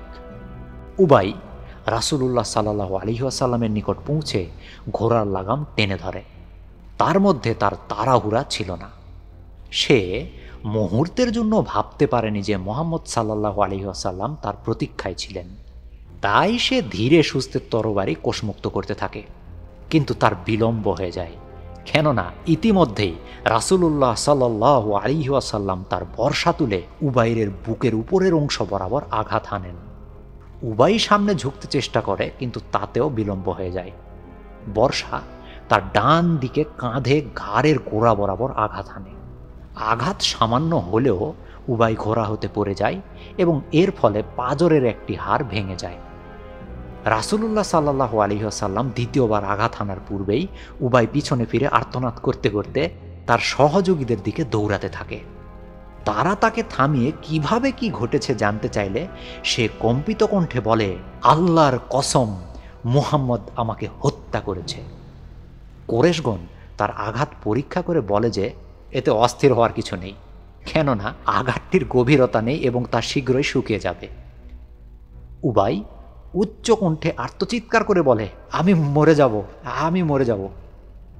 কুরাইশগণ তাকে সান্ত্বনা দেওয়ার চেষ্টা করলে উবাই নিজের উপর সমস্ত নিয়ন্ত্রণ হারিয়ে ফেলে এবং ভীত বিহ্বল কণ্ঠে বলতে থাকে, আমি মরে যাব। মুহাম্মদ বলেছে যে সে আমাকে হত্যা করবে। মুহাম্মদ আমার উপর থুতু নিক্ষেপ করলেও আমি মরে যাওয়ার কথা। উবাই অশান্ত থেকে যায়। আল্লাহু আকবার। কুরাইশগণ মক্কার পথে যাত্রা শুরু করলে উবাইও তাদের সঙ্গে যায়। তারা মক্কার অদূরে শারাফ নামক স্থানে ক্যাম্প করে এবং সেখানে এই ঘৃণিত লোকটি মৃত্যুবরণ করে। তার মৃত্যুর কারণ অবশ্যই শরীরের ক্ষত নয়, আল্লাহই সব কিছু ভালো জানেন। মুসলিমগণ যুদ্ধ ত্যাগ না করে বরং মরণপণ লড়াই করে যাওয়ার সিদ্ধান্তে অটল থাকায় পরিস্থিতি আরও ভয়ানক রূপ লাভ করে। আবু সুফিয়ান ও খালিদ চেয়েছিল যুদ্ধের দ্রুত সমাপ্তি। কুরাইশগণ প্রচণ্ড চাপ সৃষ্টি এবং রাসূলুল্লাহর উপর আঘাত হানার সিদ্ধান্ত নেয়, কেননা তার মৃত্যু হলে যুদ্ধ শেষ হতে বেশি সময় লাগবে না। এই সিদ্ধান্তের ফলে কুরাইশ পদাতিক বাহিনীর একটি শক্তিশালী দল রাসূলুল্লাহ সাল্লাল্লাহু আলাইহি ওয়াসাল্লামের বিরুদ্ধে অগ্রসর হয়। প্রতিরোধকারী মুসলিমগণ যুদ্ধ চালিয়ে যেতে থাকে এবং তাদের অনেকেই নিহত হয়। কুরাইশদের ৩ জন রাসূলুল্লাহ সাল্লাল্লাহু আলাইহি ওয়াসাল্লামের সঙ্গীদের বেষ্টনী ভেদ করে তার কাছাকাছি চলে যায়। এই ৩ জন ছিল উতবা বিন আবি ওয়াকাস, আবদুল্লাহ বিন সাহাব এবং ইবনে কামিয়া। তারা অল্প দূরত্ব থেকে রাসূলুল্লাহ সাল্লাল্লাহু আলাইহি ওয়াসাল্লামের প্রতি পাথর নিক্ষেপ করতে থাকে। উতবা সাদ এর ভাই রাসূলুল্লাহ সাল্লাল্লাহু আলাইহি ওয়াসাল্লামের মুখে একটি পাথর নিক্ষেপ করে, ফলে তার নিচের দুটো দাঁত ভেঙে যায় এবং নিচের ঠোঁটটিও কেটে যায়। আবদুল্লাহর একটি পাথরের আঘাতে রাসূলুল্লাহ সাল্লাল্লাহু আলাইহি ওয়াসাল্লামের কপালে গভীর ক্ষতের সৃষ্টি হয়।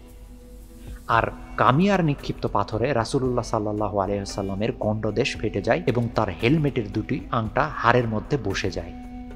আঘাতের পর আঘাত পেয়ে রাসূলুল্লাহ সাল্লাল্লাহু আলাইহি ওয়াসাল্লাম মাটিতে পড়ে যান এবং তালহা রাদিয়াল্লাহু তাআলা আনহু তার সাহায্যে এগিয়ে আসেন।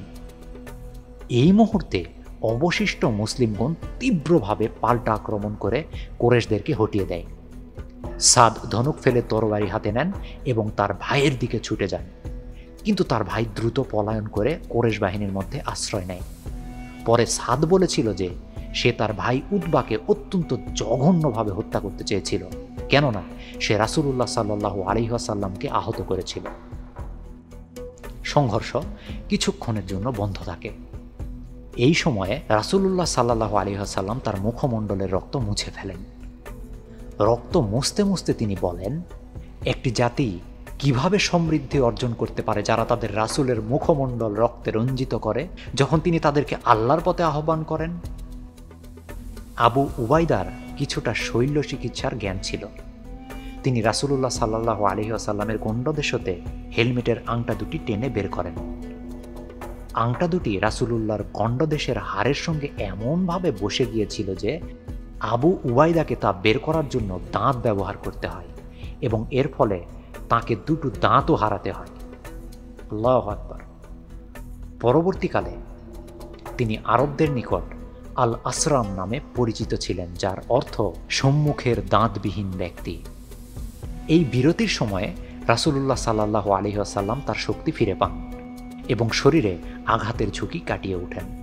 উম্মে আইমন নামের একজন মহিলা, যিনি একসময় রাসূলুল্লাহ সাল্লাল্লাহু আলাইহি ওয়াসাল্লামকে লালন পালন করেছিলেন, তার পাশে দাঁড়িয়েছিলেন। হাবান বিন আল আরকা নামে একজন লোক কুরাইশ বাহিনী হতে অগ্রসর হয়ে ধনুকে তীর সংযোজনপূর্বক উক্ত মহিলাকে লক্ষ্য করে নিক্ষেপ করে।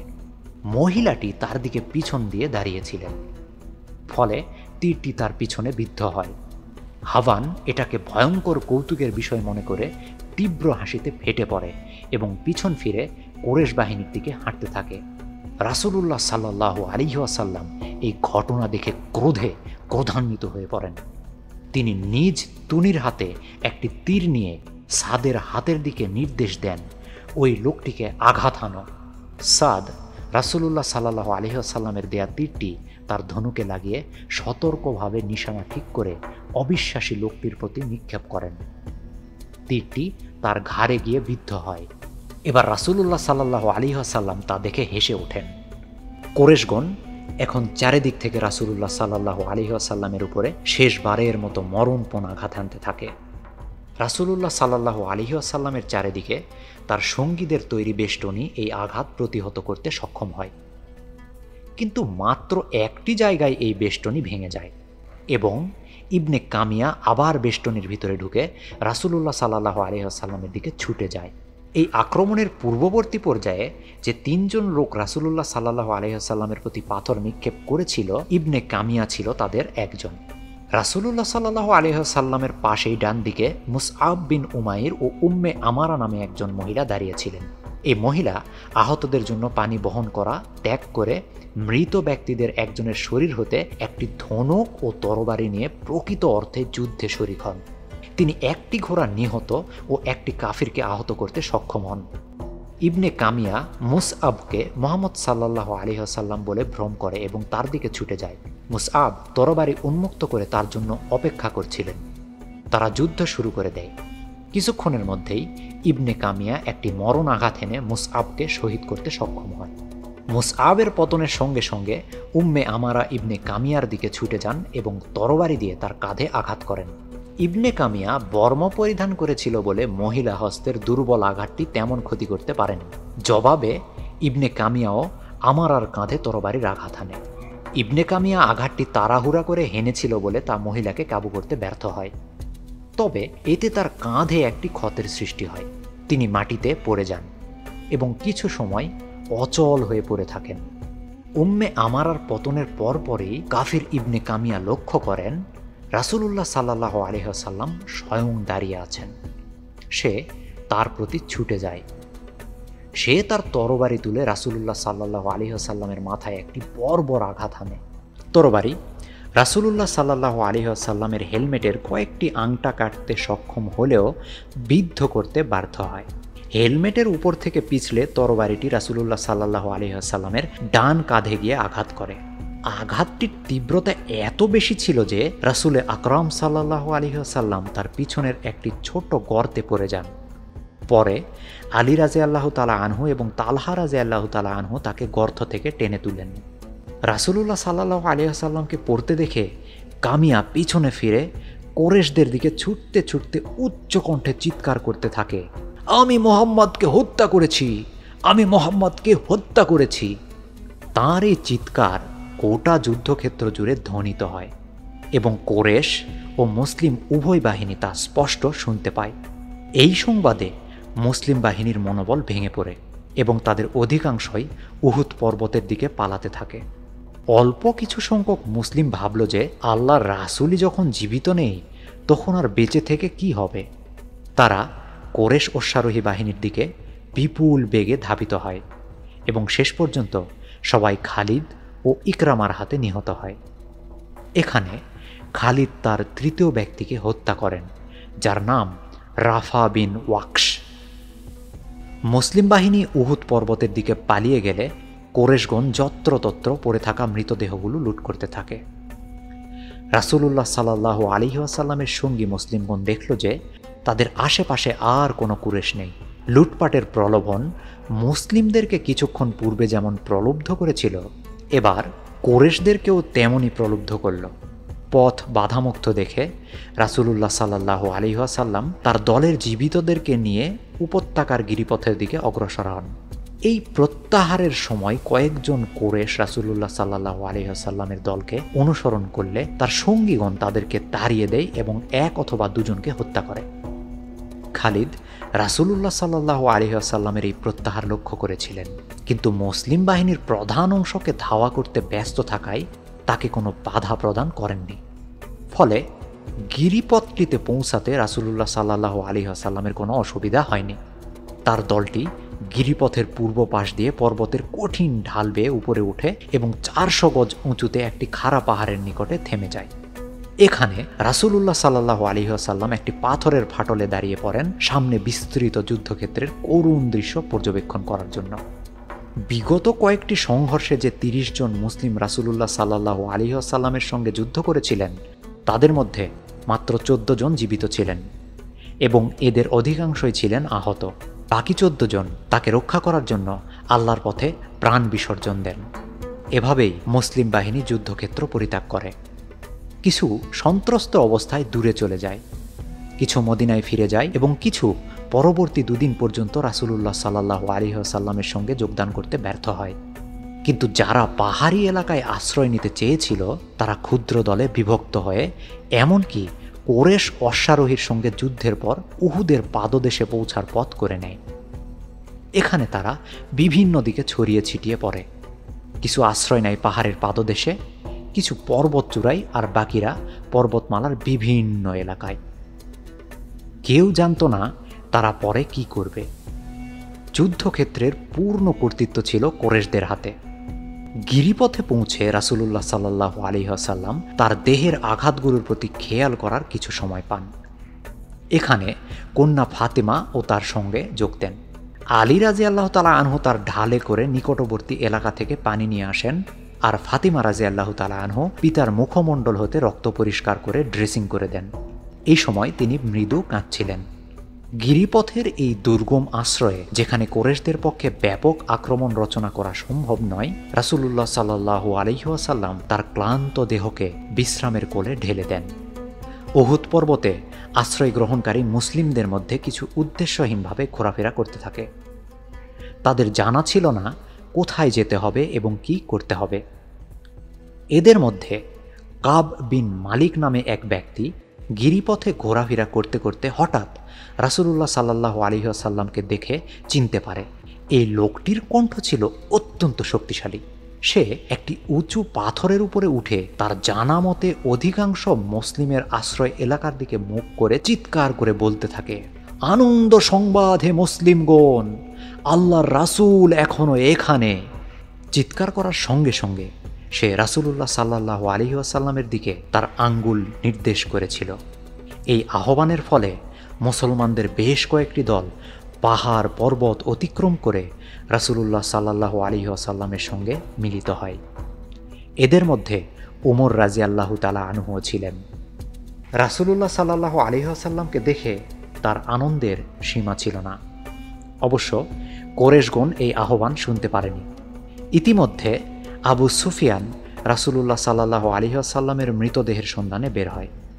সে যুদ্ধক্ষেত্রে ঘুরে ঘুরে প্রতিটি মৃতদেহ দেখতে থাকে, এই আশায় যে সে তার দুশমনের মৃত্যুমুখ দেখতে পাবে। ইতিমধ্যে আবু সুফিয়ান রাসূলুল্লাহ সাল্লাল্লাহু আলাইহি ওয়াসাল্লামের মৃতদেহের সন্ধানে বের হয়। সে যুদ্ধক্ষেত্রে ঘুরে ঘুরে প্রতিটি মৃতদেহ দেখতে থাকে, এই আশায় যে সে তার দুশমনের মৃতমুখ দেখতে পাবে। সে ঘন ঘন তার লোকদেরকে জিজ্ঞেস করতে থাকে, কোথায় মুহাম্মাদের লাশ? ঘুরতে ঘুরতে সে খালিদের দেখা পায় এবং তাকেও একই প্রশ্ন করে। খালিদ রাদিয়াল্লাহু তাআলা আনহু তাকে জানায় যে সে মুহাম্মদকে সঙ্গীদেরকে নিয়ে গিরিপথের দিকে যেতে দেখেছে। খালিদ আবু সুফিয়ানকে খাড়া পাহাড়টি দেখায়। আবু সুফিয়ান খালিদকে অশ্বারোহী বাহিনী নিয়ে উক্ত অবস্থান আক্রমণ করতে বলে। খালিদ রাদিয়াল্লাহু তাআলা আনহু এলাকাটি ভালো করে পর্যবেক্ষণ করে। উপত্যকার খাড়া পাহাড় ও কঠিন ঢাল তার চোখে পড়ে। সে বুঝতে পারে যে এই ধরনের ভূমিতে অশ্বারোহী বাহিনী পরিচালনা করা খুবই অসুবিধাজনক। কিন্তু সে আশা করতে থাকে যে কোরেশদের প্রথম পরাজয়ের পর পাল্টা আক্রমণের যে সুযোগ এসেছিল, তদ্রূপ কোনো আকস্মিক সুযোগ আবার তার সামনে হয়তো আসবে। খালিদ রাদিয়াল্লাহু তাআলা আনহু ছিলেন অসম্ভব আশাবাদী। সেই খাড়া পাহাড়ের দিকে তার অশ্বারোহী দলকে পরিচালনা করে। রাসূলুল্লাহ সাল্লাল্লাহু আলাইহি ওয়াসাল্লাম খালিদের এই তৎপরতা লক্ষ্য করে প্রার্থনা করেন, হে আল্লাহ, ওই লোকদেরকে এখানে আসতে দিও না। তারপর ওমর রাদিয়াল্লাহু তাআলা আনহু একদল মুসলমানকে সঙ্গে নিয়ে খালিদের মোকাবেলা করার জন্য ঢালু এলাকা দিয়ে কিছু দূর অগ্রসর হন। অশ্বারোহী দল নিয়ে সামনে অগ্রসর হয়ে খালিদ দেখেন যে ওমর রাদিয়াল্লাহু তাআলা আনহু অন্যান্য মুসলিম সহ উঁচু অবস্থানে তার জন্য অপেক্ষা করছে। খালিদ রাদিয়াল্লাহু তাআলা আনহু বুঝতে পারেন যে পরিস্থিতি প্রতিকূল। কেননা মুসলিমগণ যে শুধু ভালো অবস্থানে আছে তাই নয়, এই ভূমিতে অশ্বারোহী দল পরিচালনা করাও অসুবিধাজনক। তিনি তার বাহিনী প্রত্যাহার করেন এবং উহুদের যুদ্ধে এটাই ছিল সর্বশেষ কৌশলগত তৎপরতা। আবু সুফিয়ান এবং খালিদ রাদিয়াল্লাহু তাআলা আনহু অন্যদের সহ এমন একটি দৃশ্য দেখল যা তারা কিছুতেই অনুমোদন করতে পারেনি এবং কখনো ভুলবে না। যুদ্ধক্ষেত্রের যেসব এলাকায় মুসলিমগণের লাশ পড়েছিল, হিন্দ এবং অন্যান্য কোরেশ রমণী সেখানে হামলা চালায়। হিন্দ হামজার দেহটি দেখে ছুরি হাতে নিয়ে তার উপরে ঝাঁপিয়ে পড়ে। হিন্দ ছিল বিশাল বপুর অধিকারিণী একজন মহিলা এবং মৃতদেহের অঙ্গচ্ছেদ করতে তার কোনো অসুবিধা ছিল না। সে হামজার পেট কেটে কলিজা বের করে। এরপর কলিজাটি টুকরো টুকরো করে কেটে মুখে নিয়ে চিবাতে থাকে, কিন্তু চিবিয়ে গিলতে না পেরে ধু করে ফেলে দেয়। সে তখন নিজে হামজার কান ও নাক কাটে এবং অন্যান্য মহিলাকে দিয়ে আরও কিছু লাশের নাক ও কান কেটে নেয়। সেই বর্বর কৃতদাসটি পুরস্কারের আশায় হিন্দের সামনে হাজির হয়। হিন্দ তার শরীরের সমস্ত গহনা খুলে কৃতদাসটিকে দেয় এবং বলে, মক্কায় পৌঁছে আমি তোমাকে 10 দিরহাম দেব।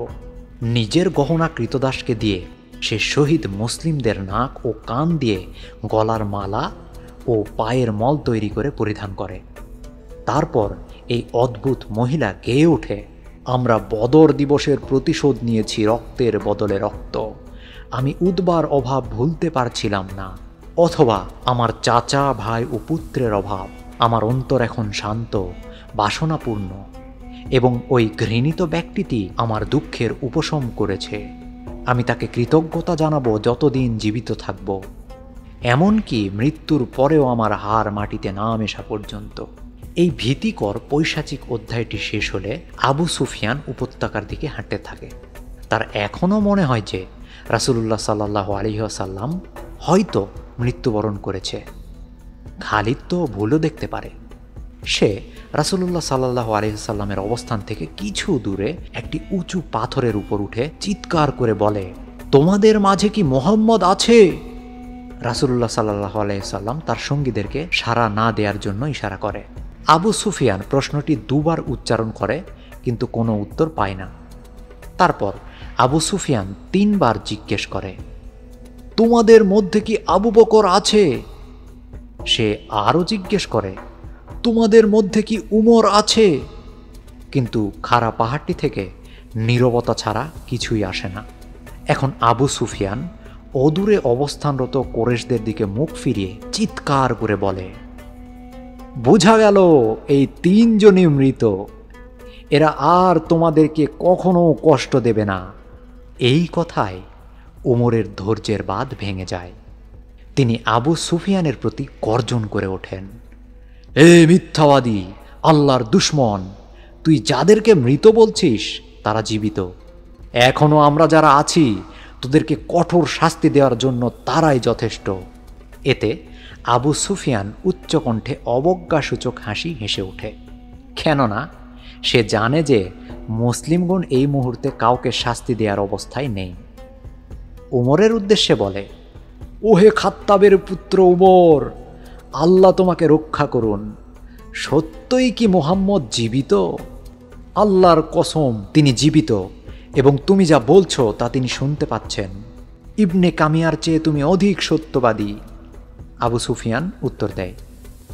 তারপর আবু সুফিয়ান ও রাসূলুল্লাহ সাল্লাল্লাহু আলাইহি ওয়াসাল্লামের মধ্যে শেষ কথোপকথন হয়। রাসূলুল্লাহ সাল্লাল্লাহু আলাইহি ওয়াসাল্লাম তার শত্রু আবু সুফিয়ানের সঙ্গে সরাসরি কথা বলেননি। তিনি কথা বলেন উমরের মাধ্যমে। আবু সুফিয়ান, হুবালের জয়, উজ্জার জয়। রাসূলুল্লাহ, সর্বশক্তিমান মহান আল্লাহর জয়।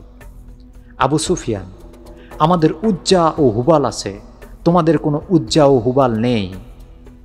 রাসূলুল্লাহ, আমাদের প্রভু আল্লাহ আছেন কিন্তু তোমাদের কোনো প্রভু নেই। আবু সুফিয়ান, আমার কাজ হয়ে গেছে। বদর প্রান্তরের প্রতিশোধ আমি নিয়েছি। যুদ্ধের শেষ নেই, আমরা আগামীবার আবার বদর প্রান্তরে মিলিত হব। রাসূলুল্লাহ, আমরাও প্রতিজ্ঞা করছি বদর প্রান্তরে আবার মিলিত হব। আবু সুফিয়ান, তোমাদের কিছু মৃতদেহ কেটে ছিন্ন ভিন্ন করা হয়েছে, তার জন্য আমাকে দায়ী করো না, কেননা আমি এই কাজের জন্য হুকুমও দেইনি বা অনুমোদনও করিনি। সর্বশেষ মন্তব্যটি করে আবু সুফিয়ান তার বাহিনীর নিকট ফিরে যায়। কুরাইশগণ যুদ্ধক্ষেত্র ত্যাগ করে তাদের পূর্বের দিনের পুরাতন ক্যাম্পে একত্রিত হয়। রাসূলুল্লাহ সাল্লাল্লাহু আলাইহি ওয়াসাল্লাম আলী রাদিয়াল্লাহু তাআলা আনহুকে কুরাইশদের পিছনে পিছনে পাঠালেন এটা দেখার জন্য যে তারা ঘোড়ায় না উটের পিঠে সওয়ার হচ্ছে। আলী রাদিয়াল্লাহু তাআলা আনহু খোঁজখবর নিয়ে এসে জানান যে কুরাইশগণ ঘোড়াগুলোকে সামনে দিয়ে উটের পিঠে সওয়ার হচ্ছে। রাসূলুল্লাহ সাল্লাল্লাহু আলাইহি ওয়াসাল্লাম মন্তব্য করেন, এর অর্থ হচ্ছে যে তারা মদিনা আক্রমণ না করে মক্কায় ফিরতে চায়। মদিনা আক্রমণ করার পরিকল্পনা থাকলে তারা ঘোড়াগুলোকে যুদ্ধের জন্য প্রস্তুত করত। সেই ক্ষেত্রে আল্লাহর নামে বলছি, আমি এখনই তাদের সঙ্গে আবার যুদ্ধ করতে যেতাম। কুরাইশগণ মদিনা থেকে 10 মাইল দূরে হামারাও আসাদে রাত যাপন করে। মুসলিমগণ মদিনায় ফিরে যায়। অবশ্য কিছু দলচ্যুত মুজাহিদ পরবর্তী 2 দিন পর মদিনায় ফিরে। পরদিন সকালে রাসূলুল্লাহ সাল্লাল্লাহু আলাইহি ওয়াসাল্লাম ঘুম থেকে উঠেই যুদ্ধের সাজ পরিধান করেন। তার মুখমণ্ডলে যুদ্ধক্ষেত্রের আঘাতের স্পষ্ট চিহ্ন। তার গণ্ডদেশ, কপাল এবং ওষ্ঠ এখনও ফুলে আছে, কেননা এই জায়গাগুলো যুদ্ধে কেটে গিয়েছিল। 2টো দাঁত ভেঙে যাওয়ায় তিনি প্রচণ্ড ব্যথা বোধ করেন। কাঁধের এই ক্ষতটি তাকে দীর্ঘ 1 মাস কষ্ট দিয়েছিল। রাসূলুল্লাহ সাল্লাল্লাহু আলাইহি ওয়াসাল্লাম তার মুয়াজ্জিন বিলাল রাদিয়াল্লাহু তাআলা আনহুকে আদেশ দিলেন মুসলমানদের প্রতি যুদ্ধের আহ্বান জানাতে। যারা গত দিনের যুদ্ধে যোগদান করেছিল আজ শুধু তাদেরকেই অংশগ্রহণের অনুমতি দেওয়া হলো। বিলাল রাদিয়াল্লাহু তাআলা আনহু মদিনার রাস্তায় রাস্তায় ঘুরে বজ্রকণ্ঠে এই সংবাদ মুসলমানদের দ্বারে দ্বারে পৌঁছে দেন। রাসূলুল্লাহ সাল্লাল্লাহু আলাইহি ওয়াসাল্লামের এই নির্দেশ শোনার সঙ্গে সঙ্গে মুসলিমগণ মাদুর ছেড়ে উঠে পড়েন। তাদের অধিকাংশই ছিলেন আহত, কারো কারো আঘাত ছিল অত্যন্ত বেশি। তারা ব্যথা ও যন্ত্রণায় নিদ্রাহীন রাত অতিবাহিত করেছে। গোটা রাত জুড়ে রমণীরা এই যুদ্ধফেরত সৈনিকদের সেবা করেছে, তাদের আঘাত পরিষ্কার ও ড্রেসিং করেছে। মুসলিমদের অনেকেই যুদ্ধে যাবার উপযোগী ছিলেন না, কিন্তু তবুও তারা বিছানা ত্যাগ করে বের হন। ব্যথা বেদনার জন্য তাদের মধ্যে কোনো আর্তনাদ বা কান্নাকাটি ছিল না। কেউ খোঁড়াচ্ছিল, কেউ তাৎক্ষণিকভাবে তৈরি ক্র্যাচে বা সঙ্গীদের কাঁধে ভর করে পথ চলছিল। তারা খোঁড়াতে খোঁড়াতেও টলতে টলতে রাসূলুল্লাহ সাল্লাল্লাহু আলাইহি ওয়াসাল্লামের দিকে আসে। তারা তাকে দেখে চিৎকার করে বলে, লাব্বায়েক, অর্থাৎ উপস্থিত হে রাসূল। এই ক্লান্ত ও আহত মুসলিমগণ শ্রান্ত ও ক্ষত বিক্ষত আল্লাহর নবীর নেতৃত্বে কাফিরদের বিরুদ্ধে যুদ্ধ করার জন্য যাত্রা করে। তাদের সংখ্যা ছিল প্রায় 500 জন। মুসলিমগণ যখন যুদ্ধযাত্রার প্রস্তুতি নিচ্ছিল, ঠিক সেই সময়ে কুরাইশ ক্যাম্পে তুমুল বাকবিতণ্ডা চলছিল। ইকরামা পূর্বের দিনের মতোই উগ্র দৃষ্টিভঙ্গি নিয়ে পুনরায় যুদ্ধে যাবার জন্য যুক্তি দেখাচ্ছিল। তার যুক্তি ছিল যে গত দিনের যুদ্ধের কারণে মুসলিমগণ এখন খুব খারাপ অবস্থায় আছে, কাজেই এটাই উপযুক্ত সময় তাদের উপর আক্রমণ চালিয়ে নির্মূল করা, নতুবা তারা পুনরায় শক্তি সঞ্চার করতে সক্ষম হবে। যথেষ্টই হয়েছে, উত্তর দিল সাফওয়ান বিন উমাইয়া। আমরা যুদ্ধে জয়ী হয়েছি এবং এই বিজয় আমাদের জন্য যথেষ্ট হওয়া উচিত। মুসলিমগণ যদি খারাপ অবস্থায় থেকে থাকে তাহলে আমরাও ভালো অবস্থায় নেই। আমাদের অধিকাংশ ঘোড়াও অনেক লোকাহত। এই শক্তি নিয়ে আবার যুদ্ধ করতে গেলে আমাদের ভাগ্য গতকালের মতো নাও হতে পারে। ইতিমধ্যে কুরাইশ বাহিনীর নেতাগণ 300 দলত্যাগী মুসলমানের খবরও পেয়ে গেছে। তারা ভীত এই ভেবে যে এই দলত্যাগীরা যদি অনুতপ্ত হয়ে আবার মুসলিম বাহিনীর সঙ্গে যোগ দেয় তাহলে নতুন সৈন্য নিয়ে তাদের শক্তি যথেষ্ট পরিমাণে বৃদ্ধি পাবে। এই বাকবিতণ্ডা চলাকালে কুরাইশগণ তাদের ক্যাম্পের পাশে 2 জন মুসলিম সৈনিককে দেখতে পেয়ে ধরে ফেলল। রাসূলুল্লাহ সাল্লাল্লাহু আলাইহি ওয়াসাল্লাম এই 2 জন মুজাহিদকে পাঠিয়েছিলেন কুরাইশদের খবরাখবর নেয়ার জন্য। কুরাইশগণ এই 2 জনকে সঙ্গে সঙ্গেই হত্যা করে। তাদের উপস্থিতি আবু সুফিয়ান ও সাফওয়ানের এই ভীতির সত্যতা প্রমাণ করে যে মুসলিমগণ এখনও আক্রমণাত্মক দৃষ্টিভঙ্গি নিয়ে আছে এবং তারা যুদ্ধের জন্য প্রস্তুত। আবু সুফিয়ান দ্রুত মক্কার উদ্দেশ্যে যাত্রা শুরুর নির্দেশ দেয় এবং তারা যত দ্রুত সম্ভব চলে আসে। বিকেলে মুসলিমগণ হামারাও উল আসাদে পৌঁছে তা পরিত্যক্ত দেখতে পায়। তারা সেখানে ক্যাম্প করে এবং 4 রাত অতিবাহিতের পর মদিনায় ফিরে যায়। উহুদের অভিযান এখানেই শেষ। যুদ্ধে মোট 70 জন মুসলিম শহীদ হন। এদের মধ্যে আবু সুফিয়ানের হাতে শাহাদত বরণ করেন 1 জন এবং সাফওয়ান বিন উমাইয়া, খালিদ ও ইকরামার হাতে 3 জন করে। কুরাইশ পক্ষের নিহত হয়েছিল মোট 22 জন। এর মধ্যে আলী রাদিয়াল্লাহু তাআলা আনহুর হাতে 6 জন এবং হামজা রাদিয়াল্লাহু তাআলা আনহুর হাতে 3 জন। এই যুদ্ধে মুসলিমগণ পরাজিত হয়েছিল, কিন্তু এটা তাদের চূড়ান্ত পরাজয় ছিল না। উহুদের যুদ্ধ ছিল ইসলামের ইতিহাসে দ্বিতীয় প্রধান যুদ্ধ। আবু সুফিয়ান এই যুদ্ধে মুসলিম বাহিনীর বিরুদ্ধে প্রথমবারের মতো সৈন্য পরিচালনা করে এবং এটাই ছিল খালিদের জীবনের প্রথম যুদ্ধ। রাসূলুল্লাহ সাল্লাল্লাহু আলাইহি ওয়াসাল্লাম এই যুদ্ধে পরাজিত হয়েছিলেন এবং এই পরাজয়ের দায় দায়িত্ব বর্তায় ওই দুর্বলচিত্ত তীরন্দাজদের উপরে, যারা সম্পদের লোভে রাসূলুল্লাহ সাল্লাল্লাহু আলাইহি ওয়াসাল্লামের নির্দেশ ও ঊর্ধ্বতন কমান্ডারের আদেশ অমান্য করেছিল। প্রকৃতপক্ষে আয়নায়ন পর্বতের অবস্থান ত্যাগ করে তীরন্দাজগণ ওই সময়ের জন্য মুসলিমদের আনুগত্যবোধ থেকে দূরে সরে উপজাতীয় আরবের ভূমিকায় অবতীর্ণ হয় এবং লুটপাটে আত্মনিয়োগ করে। অনেক লেখক এ ধরনের মতামত পোষণ করেছেন যে ওই সময়ে আরবগণ নিয়মিত যুদ্ধবিদ্যা সম্পর্কে ছিল অজ্ঞ। সামরিকভাবে তারা লুটপাটকারী বই আর কিছুই ছিল না। অনেক লেখক এমন মন্তব্যও করেছেন যে আরবগণ যুদ্ধের কলাকৌশল শিক্ষা করে রোমান ও পারস্যবাসীর নিকট হতে, কেননা রাসূলুল্লাহ সাল্লাল্লাহু আলাইহি ওয়াসাল্লামের ইন্তেকালের পর এদের সঙ্গে মুসলিমগণ সামরিক সংঘাতে এসেছিল। আরবদের সম্পর্কে ঐতিহাসিকদের এই মন্তব্য আদৌ সঠিক নয়। ইতিমধ্যেই আমরা রাসূলুল্লাহ সাল্লাল্লাহু আলাইহি ওয়াসাল্লামের সৈন্যবিন্যাস কৌশল পর্যালোচনা করেছি এবং দেখেছি সামরিক দৃষ্টিকোণ থেকে তা কী পরিমাণে বিবেচনাপ্রসূত। আরও উল্লেখ্য যে যুদ্ধক্ষেত্র নির্বাচন করতে গিয়ে রাসূলুল্লাহ সাল্লাল্লাহু আলাইহি ওয়াসাল্লাম মদিনাকে কুরাইশদের আক্রমণের জন্য উন্মুক্ত করে দেন। মদিনাগামী পথটি ছিল উহুদ যুদ্ধে মুসলিম অবস্থানের দক্ষিণ দিক দিয়ে এবং তা আবু সুফিয়ানের জন্য উন্মুক্ত রাখা হয়েছিল। আবু সুফিয়ান সরাসরি মদিনা আক্রমণের সিদ্ধান্ত নিলে পথেই মুসলিমদের দ্বারা সামনাসামনি আক্রান্ত হতো না। মদিনা ত্যাগের এই সিদ্ধান্ত গ্রহণের পিছনে রাসূলুল্লাহ সাল্লাল্লাহু আলাইহি ওয়াসাল্লামের প্রধান বিবেচনা ছিল এই যে আবু সুফিয়ান সরাসরি মদিনা আক্রমণের সিদ্ধান্ত নেবে না, কারণ তাতে তাদের বাহিনীর পার্শ্ব ও পশ্চাৎভাগ মুসলিম আক্রমণের জন্য উন্মুক্ত থাকবে। এবং তাই ঘটেছিল। পথের পাশে অবস্থান গ্রহণকারী মুসলিম বাহিনীর ভয়ে আবু সুফিয়ান সরাসরি মদিনা আক্রমণের চিন্তা ত্যাগ করে।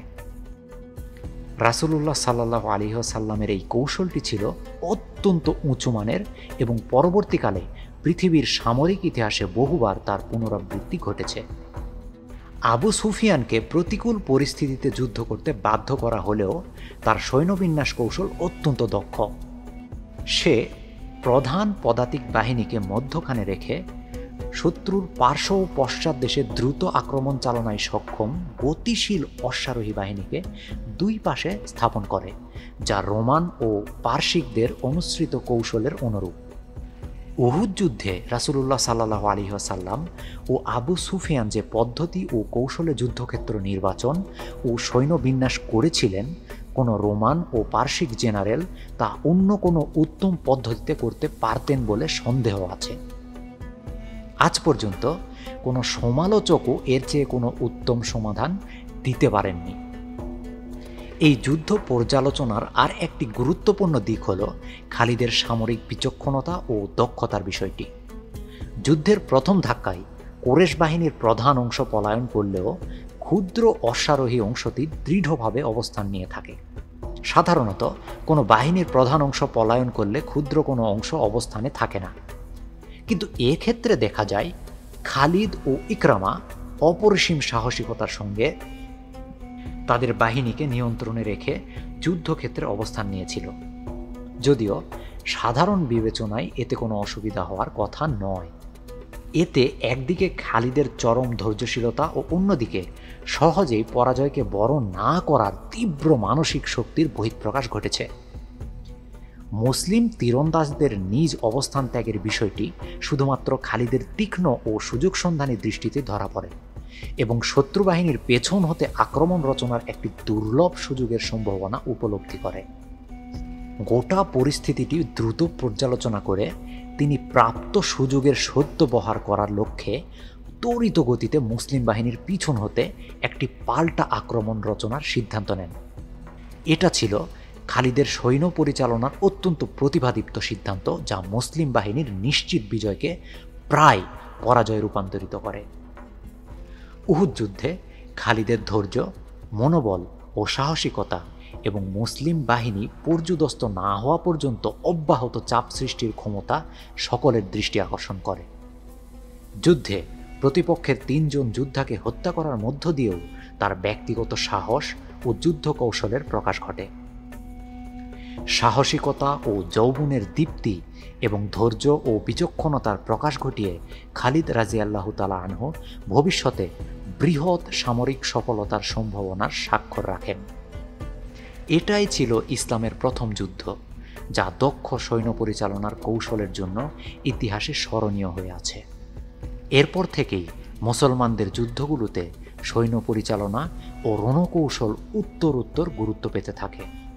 এখানে উল্লেখিত খালিদ, আমর ইবনুল আস, আবু উবাইদা, সাদ বিন আবি ওয়াকাস প্রমুখ ব্যক্তি পরবর্তী 2 দশকে যোদ্ধা ও বিজেতা হিসাবে অমর খ্যাতির অধিকারী হবেন।